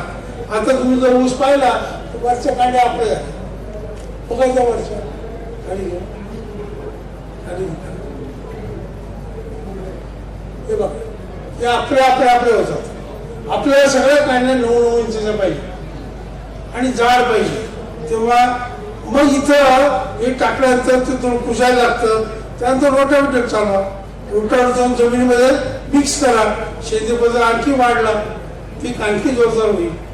हे काम आपल्याला मोठ्या शेतकऱ्याला जर आंतरपीक घ्यायचं नसेल तर, आणि लहान शेतकऱ्याला 2 एकर 3 एकर 4 एकर कुटुंब 4-5 माणसं काम करणारे सगळं काम मिळेल ना. लावा इथे आंतरपीक, रोजचं रोज काम मिळेल आणि रोज घरी बसायचं डोके खात. त्यापेक्षा शेतात जातील माणसं, शेताचं रक्षण होईल, ते डुकरं बिकरं येणार नाही, रानडुकरं. म्हणून आपण आंतरपीक घेतलं. आंतरपीक हेच काम करतं. जर तुम्ही रुंद पाण्याची पिकं घेतली इथे तर सूर्यप्रकाश जशी तीव्रता वाढते तसं ते त्यांच्या पाण्यामध्ये त्या पिकाच्या हे असे छोटे त्या रुंद पाण्याच्या आंतरपिकातून कर्बोदके म्हणून बाहेर मिळतो. जे सडण्याचं प्रक्रिया होतं तेच याचे होतं आणि याला शेवटी मिळतं. हे एकमेकाचे मित्र झाले. हे एकमेकाचे मित्र, त्याला इंग्लिश सिम्बायोसिस म्हणतात, मैत्री. आणि जमिनीमध्ये याची मुळं वेगळी याची मुळं वेगळी, त्यामुळे जमिनीतून अन्न घेण्याचं प्रमाण वेगळ्या प्रकारचं होतं. जमीन सुपीकता वाढते, क्षार जपून जमीन होत नाही. अशा पद्धतीनं तुम्हाला हा ऊस निश्चितपणे 3 किलोपर्यंत नेता येतो. 50,000 ऊस तुम्हाला आणता येतात. 150 टन तुम्हाला मिळालं पाहिजे. उंदीर लागला, रानडुक्कर लागली, 10-20 टन त्याच्या नावाने 100 टन तर नक्कीच मिळालं पाहिजे. 100 टन म्हणजे, आणि तुम्ही सांगितल्यामुळे व्हरायटी जर बदलल्या त्या चांगल्या घेतल्या 11% रिकव्हरी, 2.5 रुपये भाव, म्हणजे 100 टनाचा 2.5 लाख. आणि इथे मध्ये त्या मधल्या पिकापासून 30-40,000 पीक रुंद सरी केली. मध्ये तुम्ही टरबूज लावली ती इकडे पसरून दिली, इकडे टरबूज लावलं तिकडे टरबूज, खिरा, काकडी हे करतासारखं आहे. तुम्हाला ज्याच्यामध्ये रस आहे ते मध्ये पीक. अशा पद्धतीनं आपल्याला क्रॉप जमिनी उपयोग करून पिकाबरोबर मधली पिकं सिस्टीम रिले क्रॉपिंग सुद्धा करता येतं. बटाटा चांगला येतो ज्यांच्या जमिनीत येत असेल तर, कांदा चांगला आहे. कुठली पीक घ्यायचं तो चॉईस त्या भागातला आपल्याला अभ्यास करून ठेवायला पाहिजे. आता मुद्दा राहतो की शेतामध्ये त्या सरीमध्ये अंतर नको, हे नको, गॅप नको. म्हणजे पहिले 2 महिने फार महत्वाचे आहे. उगवण चांगली झाली पाहिजे, गॅप अशी भरून काढली पाहिजे, माती चांगली चढवली पाहिजे. माती चढवणं, वाढलेला पाला काढणं म्हणजे तुमचा ऊस पडत नाही. दाट ऊस असेल, जवळ ऊस असेल, सूर्यप्रकाशाच्या अटी ते पानं उंच उंच जायचा प्रयत्न करतात आणि मग तो ऊस पडतो. सरीतलं अंतर वाढलं असेल तर चारी बाजूला सूर्यप्रकाश पडत असल्यामुळं ऊस जाड होतो, फार उंच वाढत नाही. तर अशा पद्धतीनं हे आहे. आणि याच्यातलं आणखी एक महत्वाची गमक म्हणजे की 24 तास रात्रंदिवस प्रत्येक क्षणाला हे काम करत असतं. काय काम करतं? मुळं पाणी वाटतं अन्न घ्यायचं आणि मुळांना अन्न घेण्यासाठी त्या मुळाभोवती जी माती आहे त्या मातीमध्ये पाणी पण पाहिजे आणि त्या पाण्याबरोबर तिथं हवा पण पाहिजे, म्हणजे वापसा. 24 तास वापसा ठेवण्याचं तंत्र हे केवळ ठिबक सिंचनामध्ये आहे. ठिबकची मूर्ती ठिबक सिंचन याशिवाय आपला पर्याय नाही. मी आता सांगितलं मला 3 किलोचा ऊस आला, ठिबक सिंचन केलं, त्यातून अन्य घटक दिले, हे सगळं नियोजन केलं तर 4 किलोचा ऊस. आणि क्षणाक्षणाला काम करतं हे. आपण तरी सकाळी जेवतो, नाश्ता करतो, दुपारी जेवतो, संध्याकाळी, हे तर प्रत्येक वेळेस घेतच राहतं. सूर्यप्रकाश उपलब्ध आहे दिवसभर, रात्री ते तयार झाल्यानं त्याची यातायात पोचलं जातं, सगळी पोचलं जातं. अशाप्रमाणे काम हे चालू असतं. सकाळपासून 24 तासामध्ये जी वातावरणामध्ये बदल होतो त्याचा परिणाम हे होत राहतो. पण एवढ्या बारीक सारी गोष्टी आणखी तुम्हाला बोर करत नाही, तर आणखी 2-3 तास पाहिजे. पण हे जर केलं तर गॅरंटीड एकरी 50,000 ऊस, 3 किलोचा ऊस, 2.5 लाखाचा ऊस, 40-50 हजाराचं आंतरपीक, खर्चामध्ये बेण्यात बचत 10,000ची. तर ते तुम्ही झाकून घेतलं, 3 वेळा तण काढायचं थांबलं, एका तण काढायला 3 ते 4 रुपये लागतात. 3 कोरपड्या गेल्या म्हणजे 4 ते 12,000 रुपये वाचले, 12 22,000. आणि हे खत तिथं टाकणं, जमीनशुद्धीचं वाढवून करायचं, एवढी मजा, एवढा आनंद त्या शेतीमध्ये आहे. तर शास्त्र कळलं आणि त्याप्रमाणे केलं तर मला खात्री आहे वर्ध्यातले शेतकरी आहात तुम्ही, विनोबाजींच्या कार्यक्षेत्रातले आहात, तुम्ही फार हुशार आहात आणि प्रत्येक गोष्टीची व्हॅल्यू तुम्हाला माहित आहे. मी फार तळमळीने तुमशी बोललोय. निदान याच्यातले 10% जर केलं तरी 100 टन उत्पन्न आहे, तरी 100 टन येईल अशी मला खात्री आहे. तेव्हा या पद्धतीने करा. आणि आज जितकं जे बोललो त्याचं चीज तुमचं संसारात करा, एवढीच अपेक्षा करतो. धन्यवाद. कोणाचे काही प्रश्न असतील, कोणाचे काही प्रश्न असतील तर 1-2 प्रश्न आपण विचारू शकता. विचार. नंतर आपल्याला ड्रीप इरिगेशन वरती आपल्याला चर्चासत्र सुरू करायचं. बोला, तुमचे काही प्रश्न होते इथे?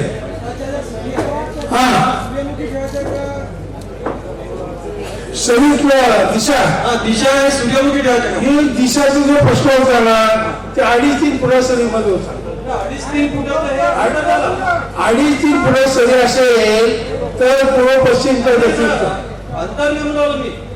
याच्या आपण सऱ्या फाडतो, याचा सूर्यमुखी म्हणजे सूर्यप्रकाश त्याला मिळायला पाहिजे. तेच सांगतो ना मी. ज्या वेळेस 2.5-3 फुटी सरी असते तेव्हा ती दाटी होते, त्यामुळं ती पूर्व पश्चिम ठेवायची, उत्तर दक्षिण हा प्रश्न होता.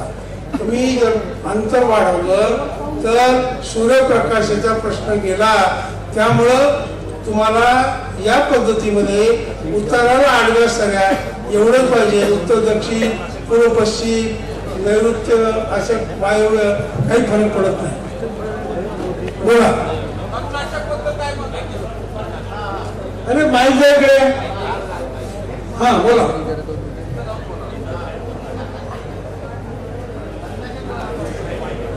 हा फार महत्वाचा प्रश्न विचारला की खत पेरणीच्या अगोदर कसं टाकायचं. मी सांगितलं की पहिला डोस जो टाकतो ना आपण, सरी डोस त्याला म्हणतो. पहिला डोस म्हणजे सरी डोस. सरी केल्यानंतर या सरीमध्ये जो खत टाकायचं आहे त्या खतात ते टाकण्यासाठी 5 क्विंटल 500 किलो शेणखतामध्ये गुरगुरीत शेणखत, चिकन नाही, ढेपळं नाही, त्याच्यामध्ये हा जो पहिला डोस शिफारशीत आहे 10-26-2 गोळ्या, अर्धी गुणी पोटॅश, नंतर ऑर्मिके वगैरे मायक्रोन्यूट्रिएंट, तो जो डोस आहे तो सगळा मिक्स करा. आणि इथे तुम्ही बळी नांगर परत घ्या. बळी नांगर म्हणजे आता इकडं ही सजा असल्यामुळे तुम्हाला जो आहे ते ऍडजस्ट केलं पाहिजे. आणि इथं ज्यावेळेस तो नांगर चालेल त्याला सरतो जोडा, नांगराला सरतो जोडा.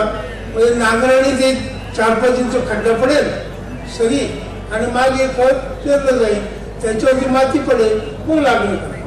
तणनाशक बद्दल काय म्हणतात सर? तणनाशक बद्दल थांबा, ते म्हणतात नांगराच्या मागे सरतं ना, चालतं ना, चालेल ना, ते सरतं मागे चालवा किंवा त्याचा जो त्याला बांधलं तरी चालू शकतं, त्याला बांधायचं. तणनाशक बद्दल काय मग? तणनाशक, तण खाई धन असं आपण म्हणायचो, पण मी आता अगदी त्याच्या उलट बोलतोय. तण हे धन आहे बघा, अगदी मला हा वेळच म्हणून दिसतोय. तण हे धन आहे, कारण या सृष्टीमध्ये प्रत्येक झाडा आपले जसे मित्र आहेत तसे प्रत्येक झाडाला जीवाणू त्याचे मित्र आहेत. प्रत्येक झाडाला जीवाणूचा मित्र परिवार वेगळा वेगळा आहे आणि म्हणून जेवढ्या प्रकारची तण असतील तेवढ्या प्रकारचे अनेक जीवाणू मायक्रो ऑर्गॅनिझम ते मुळावरच्या उभे असतात, ते आपली जमीन सुपीक करतात. म्हणून तण येऊ द्यायचं, पण त्याला फुलामध्ये येऊ द्यायचं नाही. तण वाढल्यानंतर त्याच्यावर आच्छादन टाकून द्या, पाचन पिचन जपून ठेवा, मागचं जाळू नका, पसरून द्या. धान किंवा बाकीचं पिकं त्याचा काळीकचरा ठेवा किंवा ते काढ्या तिथंच वाढू द्या, म्हणून उपटून काढ्या तिथंच ठेवा आणि त्याच्यावर कंपोस्ट टाका. आता पावसाळ्यामध्ये तुम्हाला करता येईल, पावसामध्ये कोरपण जमत नाही आणि सगळे विचार जरी आपले चांगले असले तरी जर आपल्याला अडचण असेल मग शंकर नावाचं औषध आहे ते मारा. शंकर नावाचं औषध मग त्याच्यावरती मारायचं. काकाजी आपला शेवटचा प्रश्न, कारण आपल्याला आता हे आणि सापसे साहेब इथंच आहे, नंतर आपण प्रश्न विचारू. आपण कसं घेवायचं, शाळेत नंतर राहते माती, मग त्याच्यामध्ये कसं घेवायचं, कसं पेरायचं ते. तर जी माती जी आहे आपण सगळ्या पाडताना ट्रॅक्टरनी म्हणा किंवा बैलांनी घेतल्यानंतर मध्ये गाडी वापर कसं होईल असं रिजर ऍडजस्ट करायचं. रिजर ऍडजस्ट केलं की मध्ये गाडी वापरासारखं सरळ राहतं, त्याला तुम्हाला आंतरपीक घेता येतं. ते माती जाणार नाही काय खड्ड्यात? नाही, ते तुम्हाला ऍडजस्ट केलं पाहिजे बरोबर. त्या सरीपासून आता ही सरी आहे, इथे आपण साधा उभो इथं असं सरी आहे लक्षात, आणि या सरीच्या डोक्यापासून इकडं असं हे सगळं रान आहे. इथून पुन्हा 6-8 इंच आतल्या बाजूला, तिथून 6-8 इंच आतल्या बाजूला, म्हणजे तुम्हाला किती मिळतं 4 फुटापर्यंत. त्याच्यातच घ्यायचं, उसापर्यंत यायचं नाही, कारण आपल्याला माती लावायची, साधी काढायच्या, पाणी द्यायचं, काळजी घ्यायची. कोणतं पीक चांगलं राहायचं? खरी पण रबी तुमच्या त्या भागात जे चांगले येतात आणि फार उंच वाढणार नाही अशी पिकं, म्हणजे ज्वारी नाही सांगत मी घ्यायला. मका घ्यायचं असेल पैसे पीक म्हणून पण एकच लाईन घ्यायची, एकच लाईन, पण त्याला खत तिचं द्यायचं आणि मका रान उतरवतं. मका आणि फार जमीन म्हणून मक्याबरोबर चवळी टाकायची. मक्याबरोबर चवळी काही टाकली ती आचार करतं आणि मक्याने किती रान घेतलं तर चवळी जमीन बिघडू देत नाही. दोन्ही कट करून जवळ घालायचं. भुईमुग तर सांगा. भुईमुग छान चांगला, ते तुम्हाला 8-9 इंचावरती टोपण पद्धतीने करायचं, अशा पद्धतीने आहे. धन्यवाद. या ठिकाणी माननीय हापसे साहेबांनी उत्तम असं मार्गदर्शन केलं, याबद्दल मी त्यांचं निश्चितपणानं आभार मानतो. या ठिकाणी वर्माजींना मी विनंती करतो, या ठिकाणी मान्य उपाध्यक्ष महोदय इथे आहेतच, मी त्यांना विनंती करतो की त्यांनी मोमेंटो देऊन त्यांचं स्वागत करावं. मोमेंटो मिळेल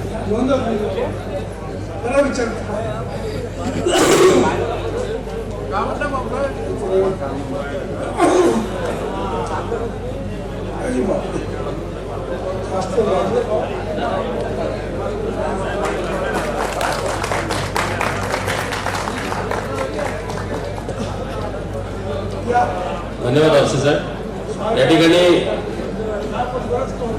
नेता फिल्मचे सन्माननीय गोळे साहेब आले आणि गोळे साहेब आणि सब सरफेस इरिगेशन वरती ते ठिबक सिंचनाचा काय फायदा आहे हा उत्साहासोबत संलग्नच विषय असल्यामुळे त्याची पण आपण माहिती जर घेतली तर जरा जास्त बरं राहील. कृपया सर्वांनी बसून घ्या. ठिबक सिंचन संदर्भात महत्वाची माहिती देत आहे. 10-15 मिनिटे बसा, आपण बराच वेळ बसला तर फारच अर्जन्सी असेल जा आणि पुन्हा या इथे. ज्यांना गरज बाहेर जाण्याची नसेल तर 15 मिनिट थांबा. डॉक्टर हापसे साहेबांचा नंबर पाहिजे आहे, त्यांच्यासाठी मी नंबर सांगतोय. 9820375590. याच्यानंतर एक मिनिट, याच्यानंतर आपण कुक्कुटपालन या विषयावरती आपलं चर्चासत्र आहे. साधारणतः आपण 3:30 ते ऍक्च्युली ती वेळ 2 ते 5 होती, पण हे आपलं चर्चासत्र लांबल्यामुळे आपण परत त्याला एकदा समोर देऊ. 3:30 ला सुरू करण्याचा आपला प्रयत्न आहे. म्हणून मुळे सर तुम्हाला पण विनंती करतो की त्या वेळेमध्ये आपण मॅनेज करावं. आपण 3:30 ला कुक्कुटपालनाचं सत्र आपण सुरू करू. निश्चितपणानं धन्यवाद सर. आजच्या या परिसंवादाला उपस्थित असलेले व्यासपीठावरचे सर्व मान्यवर आणि थोडेच उपस्थित असलेले माझे शेतकरी बंधूंनो, खरं पाहिलं तर नेटाफिम इरिगेशन ही सूक्ष्म सिंचनामध्ये व्यवसाय करणारी कंपनी आहे. सूक्ष्म सिंचनामध्ये व्यवसाय करणे हा एकमेव उद्देश न ठेवता त्या सूक्ष्म सिंचनाची तांत्रिक माहिती शेतकऱ्यांपर्यंत पोहोचावी, त्यासाठी कंपनीमध्ये एक वेगळा विभाग तयार केलेला आहे ज्याचं नाव कृषी विद्या विभाग आहे. आणि त्या कृषी विद्या विभागाचं मध्य भारताचं प्रमुख म्हणून मी काम पाहत असतो आणि त्या निमित्ताला मला महाराष्ट्र आणि महाराष्ट्राच्या बाहेर फिरण्याची संधी मिळते. आता मुळात हा विभाग काय काम करतो, कुठलंही पुस्तकी ज्ञान तुम्हाला देण्याचं काम आपण या विभागामार्फत करत नाही, तर जे शेतामध्ये सिद्ध झालेलं जे तंत्रज्ञान असेल ते एका शेतकऱ्यापासून दुसऱ्या शेतकऱ्यापर्यंत पोहोचवण्याचं काम आपण ह्या विभागामार्फत करत असतो. त्यातीलच एक आजचा भाग आहे की जर का सूक्ष्म सिंचनाचा वापर ऊसासारख्या पिकावर जर का आपल्याला करायचा असेल तर मग त्याची गरज काय, की ऊसामध्ये ठिबकचा वापर का केला पाहिजे, तर त्या संदर्भातले 5-10 मिनिटांमध्ये चर्चा.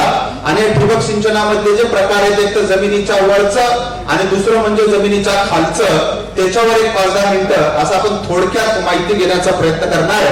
आणि ऊसामध्ये जर का जास्तीत जास्त उत्पादन जर का घ्यायचं असेल तर मगाशी आपण बरीचशीच माहिती डॉक्टर हापसे साहेबांपासून घेतलेली आहे. त्याच्यातला जो महत्वाचा मुद्दा होता तर त्याच्यामध्ये मी फक्त थोडंसं ऍडिशन करेल की जे जमिनीचा खालचा जो भाग आहे की ज्याच्याशी आपल्याला देणं घेणं करायचं आहे, म्हणजे जो आपला मूळ कस्टमर जो आहे या पिकामध्ये तो म्हणजे पिकाची मुळं आहेत. आणि त्या पिकाच्या मुळांचा जर का आपण थोडक्यामध्ये अभ्यास केला तर सर्वसाधारणपणे मगाशी जसं आपण पाहिलं होतं की या पिकामध्ये 2 प्रकारची मुळं असतात. पहिली जी मुळं आपण पाहिली होती की जी कांड्यापासून तयार होतात त्यांना कांड्याची मुळं आपण म्हणतो. आणि या कांड्याच्या मुळांचं जर का आयुष्य आपण बघितलं तर सर्वसाधारणपणे जमिनीमध्ये 50 ते 55 दिवस एवढेच दिवस ही मुळी जिवंत राहते. त्याच्यानंतर हा ऊस जो जगतो जमिनीमध्ये तो फुटव्यांच्या मुळ्यांवर जगतो. आणि ह्या मुळ्यांचा जर का अभ्यास केला तर ऊसामध्ये ठिबकचं नेमकं महत्व काय, या सगळ्याचं उत्तर आपल्याला याच्यामध्ये मिळून जाईल. म्हणून या कांड्याचं आयुष्य जे मी तुम्हाला सांगितलं होतं की कांडी किती दिवस जिवंत राहते, तर कांड्याची मुळी किती दिवस जिवंत राहते, तर सर्वसाधारणपणे 50 ते 60 दिवस ही मुळी जमिनीमध्ये जिवंत राहते. आणि एवढा कमी दिवस जर का ही मुळी जमिनीमध्ये जिवंत राहत असेल तर वाढीचा काळही अतिशय कमी असतो. आणि हा वाढीचा काळ जर का ह्या मुळ्यांचा आपण जर का मोजला तर सर्वसाधारणपणे दिवसाला 2 ते 2.5 सेंटीमीटर पासून 4 सेंटीमीटर प्रति दिवस एवढी ही मुळी जमिनीमध्ये वाढत असते. आता कधी मुळी वाढते, मगाशी आपण पाहिलेल्या जमिनीमध्ये वापसा असेल तर ऊसाच्या पिकाची मुळी जी आहे जोमानं वाढते. पण जमिनीमध्ये जर का वापसा नसेल तर मात्र या मुळ्या वाढीचा वेग तितका असा राहत नाही. परिणामी ऊसाला निघणारे जे फुटवे आहेत त्याची संख्या आपल्याला नियंत्रित करता येत नाही. म्हणून सुरुवातीपासून ऊसाला हा ठिबक सिंचन ही काळाची गरज आहे, कारण सतत वापसा ठेवला जाईल. उगवण 80% जास्त 20 दिवसामध्ये आपल्याला भेटेल. आणि फुटव्याची संख्या नियंत्रित करणं तितकंसं आपल्याला अवघड जाणार नाही. ह्याच्यावरची सविस्तर माहिती आपण ऐकलेली आहे. दुसऱ्या प्रकारची जी मुळी असते त्याला आपण म्हणतो की फुटव्याची मुळी, म्हणजे एकदा का कांड्याची मुळी खराब झाली की त्याच्यानंतर जी ऊसाला कारखान्यापर्यंत घेऊन जाणारी जी मुळी आहे ती आहे फुटव्याची मुळी. आणि या फुटव्याच्या मुळीचं जर का आपण लक्षण पाहिलं तर अतिशय प्रचंड अशी ही मुळी असते की जमिनीच्या वरती आपल्याला ऊसाचं पीक 4-5 इंच दिसेल, पण एक खोलवर जर का मुळी पाहिली आपण तिचा वेगही जास्त असतो, जाडीही जास्त असते. पण हे कधी जर का जमिनीमध्ये वापसा चांगला असेल तरच हा मुळ्या वाढीचा वेग अतिशय चांगला राहतो. निघणारा कोंब अतिशय सशक्त निघतो आणि निघणारे सगळे कोंब एकसारखे मिळतात आणि मग ऊसामध्ये जे आपण मगापासून ऐकतो संख्या नियंत्रित ठेवणं सहज आपल्याला शक्य होतं. पण ह्या मुळ्या वाढीचा वेग जर का आपण तपासला तर सर्वसाधारणपणे 4 सेंटीमीटर पासून ते 7 सेंटीमीटर प्रति दिवस एवढ्या प्रचंड वेगाने ही मुळी जमिनीमध्ये वाढत असते. आणि एवढा वेग जर का ह्या मुळीचा नियंत्रित ठेवायचा असेल तर आपल्याला निश्चितपणाने सतत वापसा ठेवावा लागेल. म्हणजे 24 तास ज्याला आपण वापसा म्हणतो तो जर का ठेवायचा असेल तर माझ्या हिशोबाने ठिबक सिंचनाशिवाय दुसरा पर्याय आपल्याला ऊसामध्ये नाहीये. मग या ठिबक सिंचनाची जर का सुरुवात बघितली आपण तर 1950 सालामध्ये याच्यावर प्रयोग घेतले गेले इस्रायलमध्ये सिमचा ब्लास नावाच्या शास्त्रज्ञानं. आणि या ठिबकची जी सुरुवात झाली ती मुळातच सबसर्फेस ठिबक सिंचनाने झालेली आहे. त्यामुळे सबसर्फेसचे जे फायदे ते काही वेगळे नाहीये. ते या ठिबक सिंचनाचे जेवढे फायदे आहेत ते सगळे ठिबक सिंचन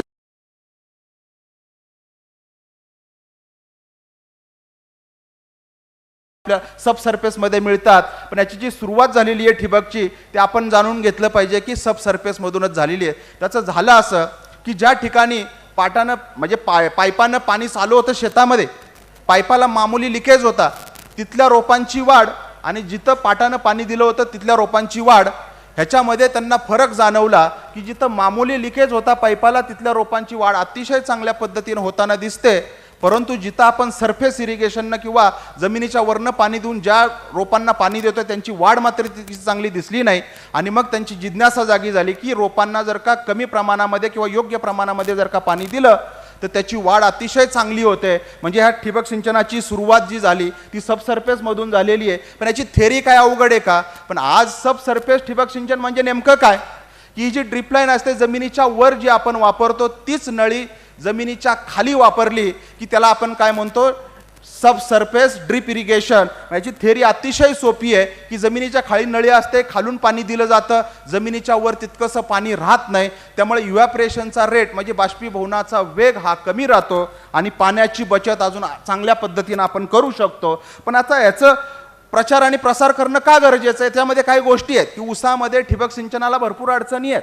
तोडणी करताना नळ्या तुटल्या जातात, चुकून आग लागली सिस्टीम जळण्याची शक्यता असते, त्याच्यानंतर चोरीचा प्रॉब्लेम असू शकतो, इत्यादी इत्यादी मेकॅनिकल डॅमेज होण्याची शक्यता असते कारण भरपूर मशिनरी आपली शेतामध्ये फिरत असते. आणि मग मेकॅनिकल जर का कल्टिवेशन आपल्याला ऊसाचं करायचं असेल, ऊस शेती यांत्रिकीकरणावर आपल्याला जर का करायचं असेल तर सबसर्फेसशिवाय आपल्याला दुसरा पर्याय राहत नाही. कारण दरवर्षी का आपल्याला सिस्टम विकत घेणं तितकंसं परवडणारं नाही आहे. म्हणून ऊसामध्ये जर का सबसर्फेस ड्रिप इरिगेशनचा जर का पर्याय आपण अवलंबला तर निश्चितपणाने त्याचे जर का फायदे आपण बघितले की नळी एका जागेवरच राहते, वरची नळी इकडं तिकडं हलते, त्यामुळे प्रत्येक वेळेस आपल्याला तिला पोझिशनमध्ये ठेवावी लागते. पण सबसर्फेसमध्ये मात्र तसं होताना दिसत नाही. एकदा का नळी एका ठिकाणी दाबली की ती जागा सोडत नाही. त्यामुळं जिथं आपलं रोप असेल, जिथं आपली मुळं असतील तिथंच पाणी दिलं जातं.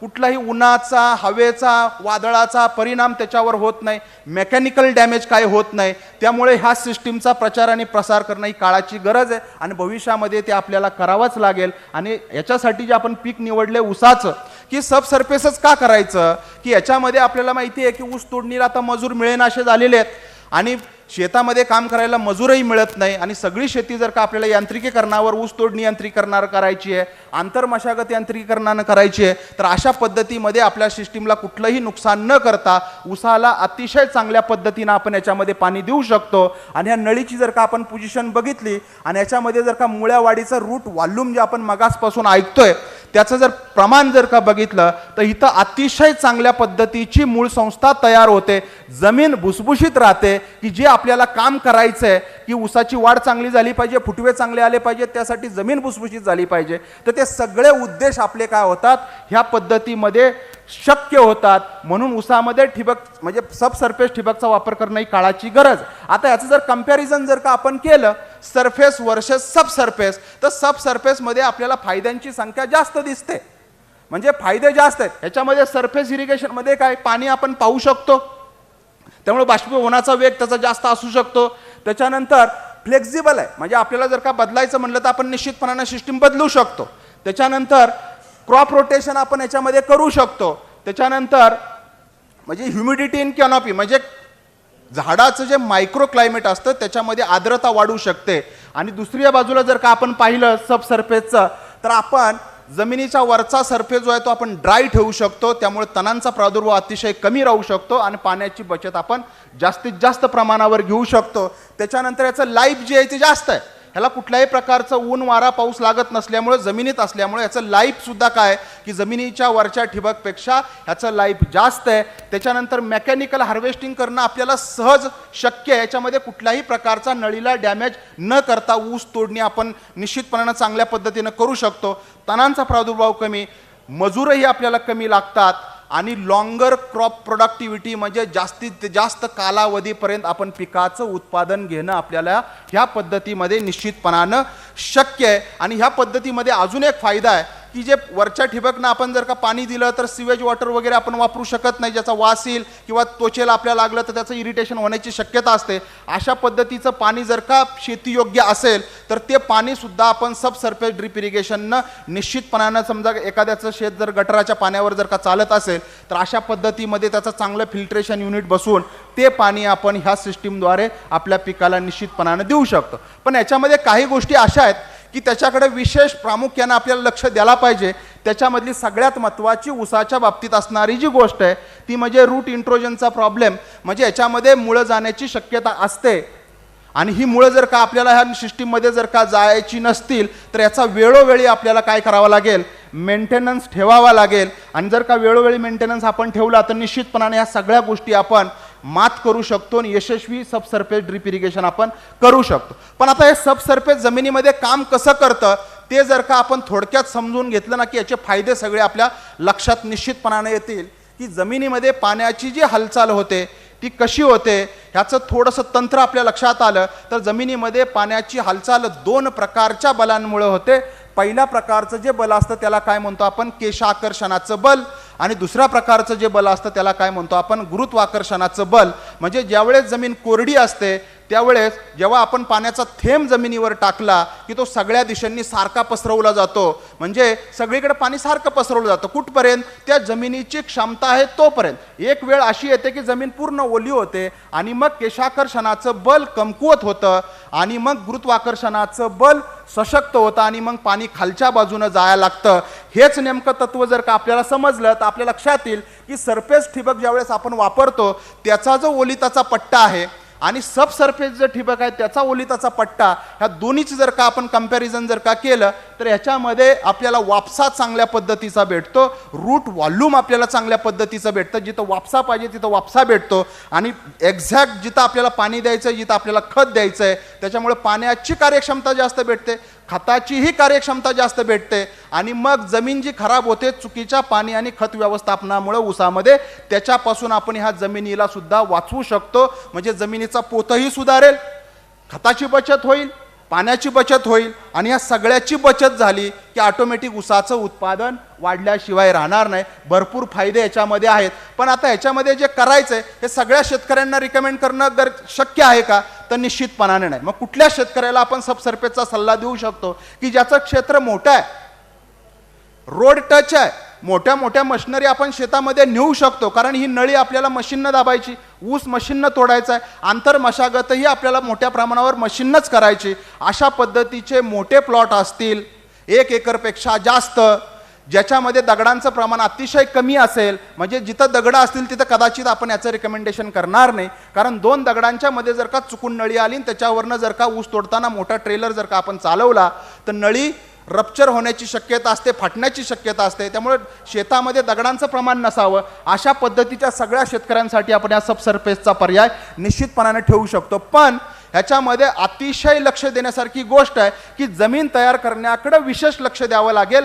कारण मोर स्पेसिफिक ही सिस्टीम आहे. एकदा जमिनीमध्ये जर का दाबली ही सिस्टीम की किमान 3, 4, 5 खोडवे तरी आपल्याला याचे घ्यावे लागतील, तरच त्याचा आपल्याला रिटर्न चांगल्या पद्धतीने आपण घेऊ शकतो. म्हणून जमीन तयार करण्याकडे जर का 4-5 वर्षाची जमीन आत्ताच जर का चांगल्या पद्धतीने तयार करायची असेल तर आपल्याला जमीन तयार करण्याकडे विशेष लक्ष द्यावं लागेल. आणि ऊस शेती म्हणलं की सतत त्याच्यामध्ये ओलावा असतो. सतत ओलावा असणाऱ्या जमिनीमध्ये जर का आपण नांगर चालवला तर मगाशी म्हणल्यासारखं जमिनीच्या विशिष्ट थराच्या खाली एक तळी निर्माण होते की ज्याला आपण हार्डपॅन म्हणतो. जर हार्डपॅन जर का आपल्या शेतामध्ये तसाच राहिला तर कदाचित आपल्याला पुढं ऊसाचं जे उत्पादन चांगलं यायला पाहिजे खोडव्यामध्ये सबसर्फेसमध्ये ते येताना आपल्याला दिसत नाही. मग खोडव्याचं सुद्धा सबसर्फेसमध्ये जर का ऊसाचं उत्पादन चांगलं घ्यायचं असेल तर जमीन तयार करण्याकडे विशेष लक्ष आपल्याला द्यावं लागेल. त्याच्यामध्ये सबसॉइलरचा वापर हा करावाच लागेल की जिथं काळी जमीन आहे तिथं सबसॉइलरचा वापर केला की हा सबसॉइलर काय करतो 3 ते 2.5 फुटापर्यंत असे जर का आपण ह्या सबसॉइलरचे पट्टे मारले की 2 ते 2.5 फूट खोल त्याचं जे पातं जातं जमिनीला ब्रेक करतं आणि त्याच्यामध्ये उभी आडवी नांगरट केली की जमीन सगळी काय होते मोकळी होते. मोकळी झालेली जमीन रोटावेटरनं भुसभुशीत करायची आणि एकदा का अशी भुसभुशीत झालेली जमीन तयार झाली की मग ह्याच्यामध्ये आपण ही नळी मशीनद्वारे निश्चित आपल्याला ज्या खोलीपर्यंत गाडायची की नळी जमिनीमध्ये किती खोल गाडली जाते मी पुढं सांगतो 2 मिनिटामध्ये. तर अशा पद्धतीचं शेत असेल तरच आपण काय करायला पाहिजे याच्यामध्ये सबसर्फेसचा पर्यायाचा अवलंब करायला पाहिजे. अन्यथा जमीन तयार करण्यामध्ये जर का गडबड झाली तर निश्चितपणानं मग आपल्याला ऊसाचं उत्पादन चांगलं घेता कदाचित येणार नाही आणि मग आपल्याला मग ती टेक्नॉलॉजी आपल्याला काय करेल की आपल्याला फेल झाल्यासारखं वाटेल. तर तसं न करता त्याच्या ज्या गोष्टी आहेत तर अशा पद्धतीनं की सहज 30-35 SP ट्रॅक्टर त्या शेतामधनं नळी दाबताना जर व्यवस्थित चालला तर निश्चितपणानं जमीन चांगल्या पद्धतीची तयार झालेली आहे. तर ही नळीसुद्धा आपण काय करतो ट्रॅक्टरद्वारे या मशीनद्वारे जमिनीमध्ये 15 ते 20 सेंटीमीटर खोल अशी ही जमिनीमध्ये ही नळी दाबली जाते आणि ही जी नळी असते ती विशिष्ट प्रकारची नळी जर का वापरली तरच 4 ते 5 वर्षापर्यंत आपण या ऊसाचं खोडवे घेऊ शकतो. अन्यथा 1-2 वर्ष सिस्टीम चालते आणि मग परत बंद होते आणि मग आपल्याला असं वाटतं की मग सबसर्फेसचा विशेष उपयोग होताना दिसत नाही. जर चांगल्या पद्धतीनं आणि यशस्वी जर का सिस्टीम चालवायची असेल तर पूर्ण प्रोटोकॉल त्याचा वापरला पाहिजे. जमीन चांगली तयार केली पाहिजे. प्रोडक्ट सजेस्ट केलेला तोच वापरला पाहिजे. प्रेशर कॉम्पेन्सेटेड अँटी सायफन नावाचीच ड्रिपलाईन वापरली पाहिजे सबसर्फेसमध्ये की ज्याच्यामध्ये सेल्फ क्लिनिंग मेकॅनिझम आहे. म्हणजे स्वयं स्वच्छता यंत्र असणारा ड्रिपरच वापरला पाहिजे की ज्याच्यामुळे आपली ही यंत्रणा जमिनीच्या खाली बंद राहणार नाही आणि जरी का कचरा ह्या सिस्टीममध्ये गेला तरी तो ड्रिपर काय करायला पाहिजे त्यानं स्वतः त्या ड्रिपरला स्वच्छ केलं पाहिजे आणि तो कचरा नळीच्या बाहेर फेकला पाहिजे. तर अशा पद्धतीची म्हणजे ड्रिपनेट पीसी अँटी सायफन नावाचं प्रोडक्ट ह्याच्यामध्ये जर का वापरलं तर निश्चितपणानं आपला एक्सपिरियन्स आहे. तामिळनाडूमध्ये आपण 5 वर्ष किंवा त्याच्यापेक्षा जास्त आणि साऊथ आफ्रिकेमध्ये 12 वर्षापर्यंत आपण ह्या यंत्रणेचा वापराचा अनुभव नेटाफिमकडे आहे.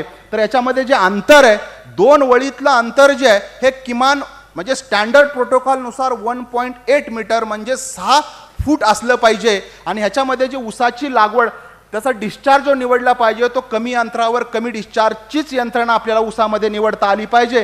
कारण खाणाऱ्या मुळ्यांची जी संख्या असते ते 40 ते 45 सेंटीमीटर खोलपर्यंतच ऊसाची खाणारी मुळं 90% जास्त असतात आणि प्रोडक्ट निवडताना जर का आपली चूक झाली तर 2 ओलिताचा पट्टा निर्माण होण्याच्या अगोदर जर का पाणी आपलं खाणाऱ्या मुळीच्या कक्षेच्या खाली गेलं तर त्याच्याबरोबर फक्त पाणी वायाला जाणार नाही तर विरघळलेलं रासायनिक खतही वायाला जाईल आणि मग जमीन सुधारणेचा जो मोठा फायदा आपल्याला ठिबकमुळे मिळणार आहे तो फायद्यापासून आपण वंचित राहू. त्यामुळे ठिबकमध्ये प्रोडक्ट सिलेक्शन अतिशय महत्त्वाचा मुद्दा आहे.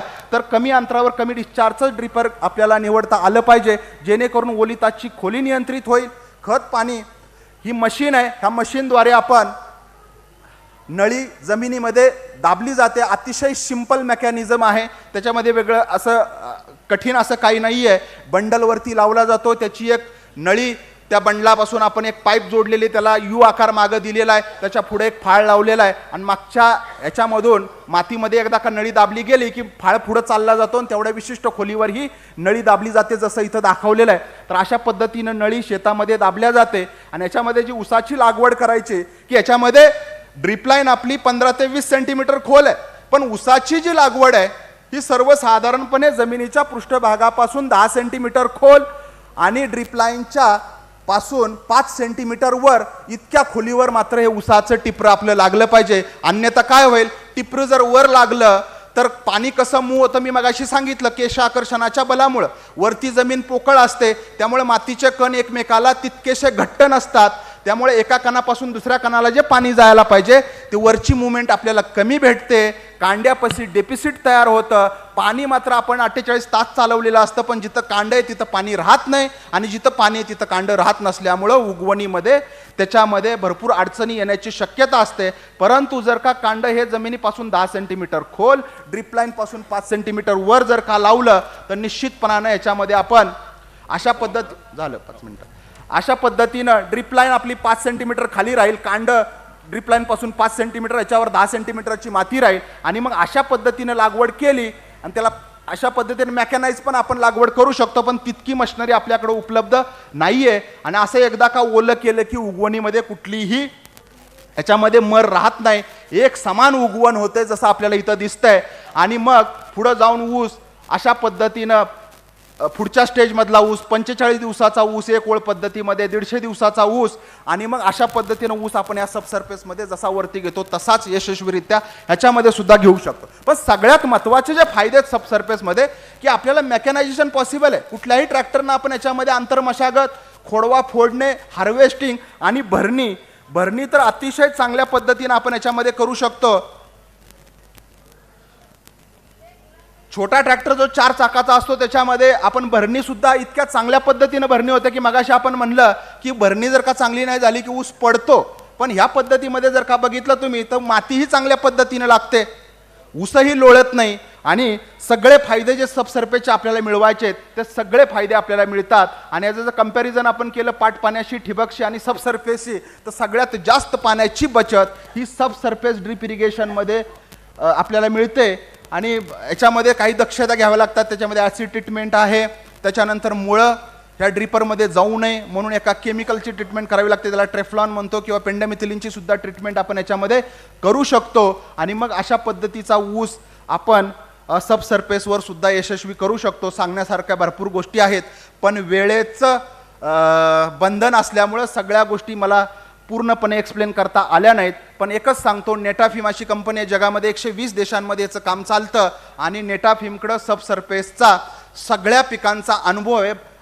भारतामध्ये आणि भारताच्या बाहेर, भारतामध्ये जवळपास 5000 एकरपेक्षा जास्त क्षेत्रावर नेटाफिमचं सबसर्फेस यंत्रणा गेल्या 7 वर्षापासून चालू आहे. महाराष्ट्रामध्ये गेल्या 3 वर्षापासून ते 4 वर्ष 2009 पासून चालू आहे.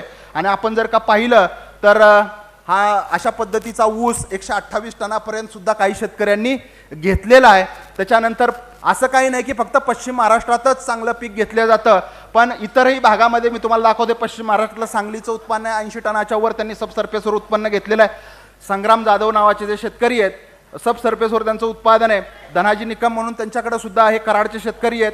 त्याच्यानंतर आपण मराठवाड्यामध्ये लातूर, उस्मानाबाद तिथंही सबसर्फेसचा 2009 पासून प्रयोग केलेला आहे. त्याच्यामध्ये नॅचरल शुगरच्या एरियामध्ये बहुतेक मला वाटतं डायरेक्टरांनी सबसर्फेसचा अवलंब केलेला आहे. त्याच्यामधले काळदते नावाचे जे डायरेक्टर आहेत त्यांच्या शेतावर आपण सबसर्फेस पहिलं महाराष्ट्रातलं केलं होतं.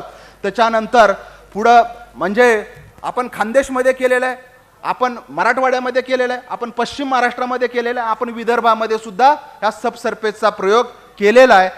तर अशा पद्धतीनं महाराष्ट्रातल्या सगळ्या परिसरामध्ये आपण या सबसर्फेसचा वापर केलेला आहे. सांगायचं तात्पर्य एवढंच की नेटाफिमकडे ह्या सबसर्फेसचा जगात सगळ्यापेक्षा जास्त अनुभव आहे सगळ्या पिकांमध्ये, आणि महाराष्ट्रामध्ये सुद्धा आपण सगळ्यात जास्त एकरवर ह्या ठिबकचा वापर केलेला आहे. जर कुणाला याच्या उपर जर का शंका असतील तर आमच्या इथं आमचे स्पेशल ॲग्रोनॉमिस्ट असतात ह्या परिसरासाठी, त्यांच्याशी तुम्ही संपर्क करू शकता. आमच्या डीलरांकडे तुम्ही संपर्क करू शकता. एका हेक्टरला एस्टिमेट किती रुपये लागले एवढं सांगू? सर्वसाधारणपणे ह्याला 45 ते 50 एका एकरसाठी 45 ते 50 हजार रुपये खर्च येतो, कारण दोन्ही साईडला सबमेन बसवावी लागते. तर अशा पद्धतीनं ही जी यंत्रणा आहे ती एकदा बसवली की 4-5 वर्ष आपल्याला ह्याच्यामध्ये पिकं आपण निश्चितपणाने घेऊ शकतो. फक्त जमीन तयार करण्याकडे विशेष आपल्याला लक्ष द्यावं लागेल.